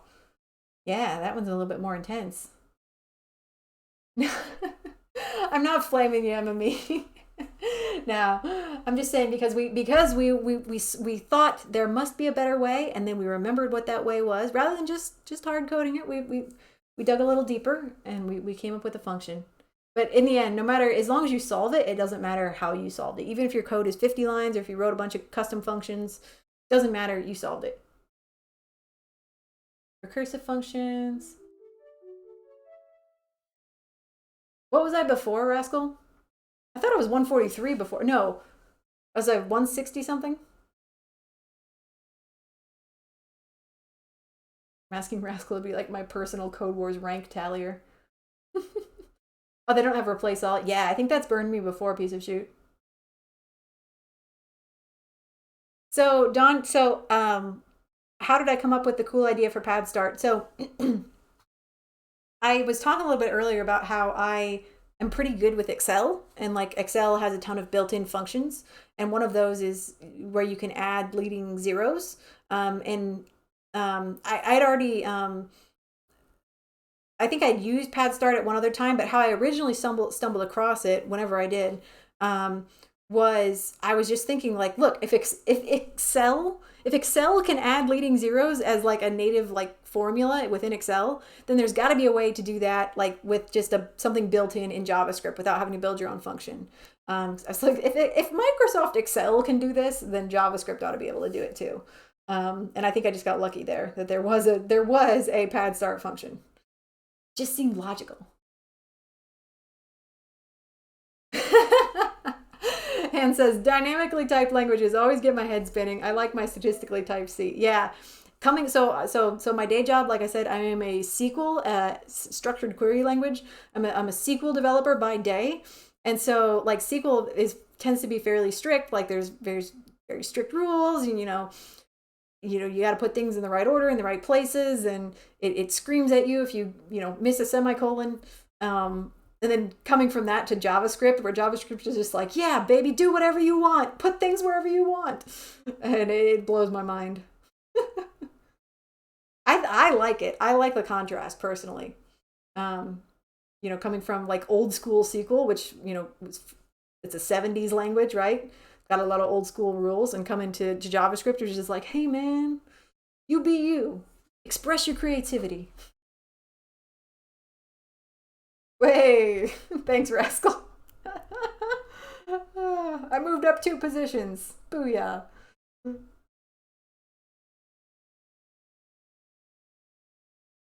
Thanks for sharing your solution there, Devil. Oh, you did it in TypeScript. Very cool.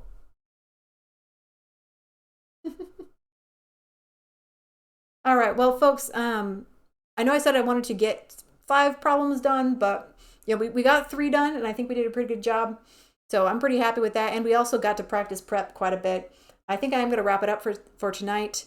Had a big day today, got a big day tomorrow, so I got to work on my client site and make sure I'm not too tired to do that. So I think we're going to wrap it up for tonight. I'm sure we will revisit CodeWars again. And I think I'm gonna get back on the CodeWars horse. I honestly like these higher Q problems a little bit better than like the lower Q stuff, just because I feel like this makes me slow down and think more versus the 8Qs where you're just like, it's like one array method and you just slam it out, right? You're like, ooh, split, ooh, join, ooh, map, whatever, and it's just like one thing at a time, and it's like eating Tic Tacs or something. You just keep shoveling them in. Versus these 5Qs, which makes you slow down and kind of chew your food a little bit and think more. So I think I like these better. So this is sitting a little better with me than 1,000 8Qs an hour. I will once Delete lets me pet her, I will pet her for you. Right now, I think she'd bite my finger off. But yes, we will get there. We will absolutely get there, and eventually, I will be able to lift the little nuggets up and have them on camera. And they will look adorably into the camera and say, thank you for naming me. Yes. All right. Okay, let's find someone to raid, shall we? Give me 2 seconds. Get that pulled up. And we will set up a raid.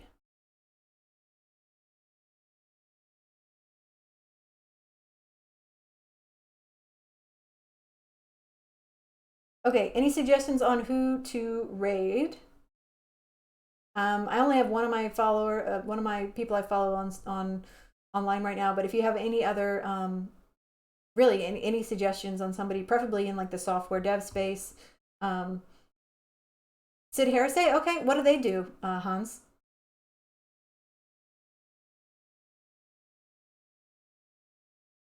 Luna Topaz is going for 5 hours on CodeWars. Woohoo!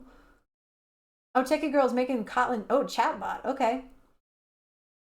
All right. Wow. Okay. Well, rather than I think I may send you to Techie Girl. Or wait, Sid Harris. See, they do soldering and soldering. What are they doing right now, Hans?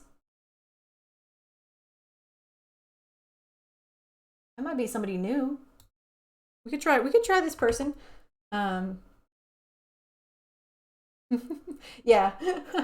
5 hours on stream versus 5 hour coding. Those are very different time measurements. Yeah. Yeah. Euro rack module build. Okay, now I'm kind of curious. Let's maybe shoot them a raid. All right, hang on. I know those words individually, but I don't know what they mean when they're put together. All right. Okay. Let's go. Oh, it looks like they might be on break. Hang on. Let me check. Sorry.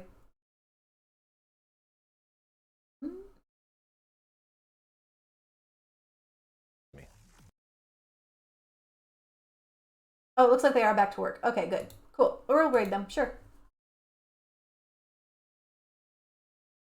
And Devil, I will definitely check out your solution.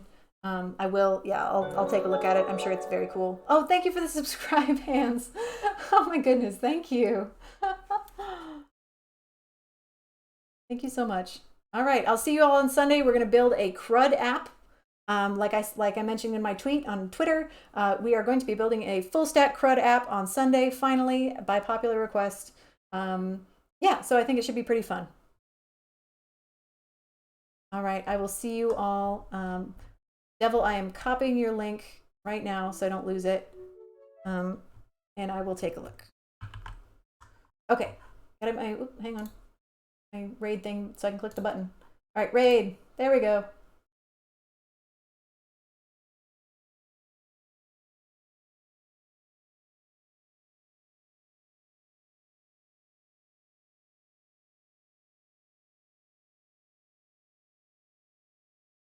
Holy smokes! Mayan Wolf coming in with that piping hot raid!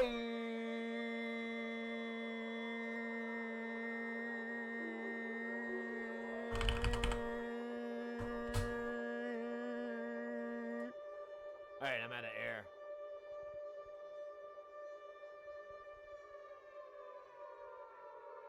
Let's freaking go!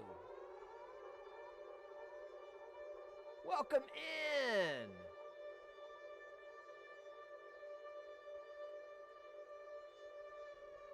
Valdivia, Gammy, thank you for the follow. Hello, hello, hello, Double Surf. Let me pull this up. Oh, I messed it up. Darn it. I hit the wrong O.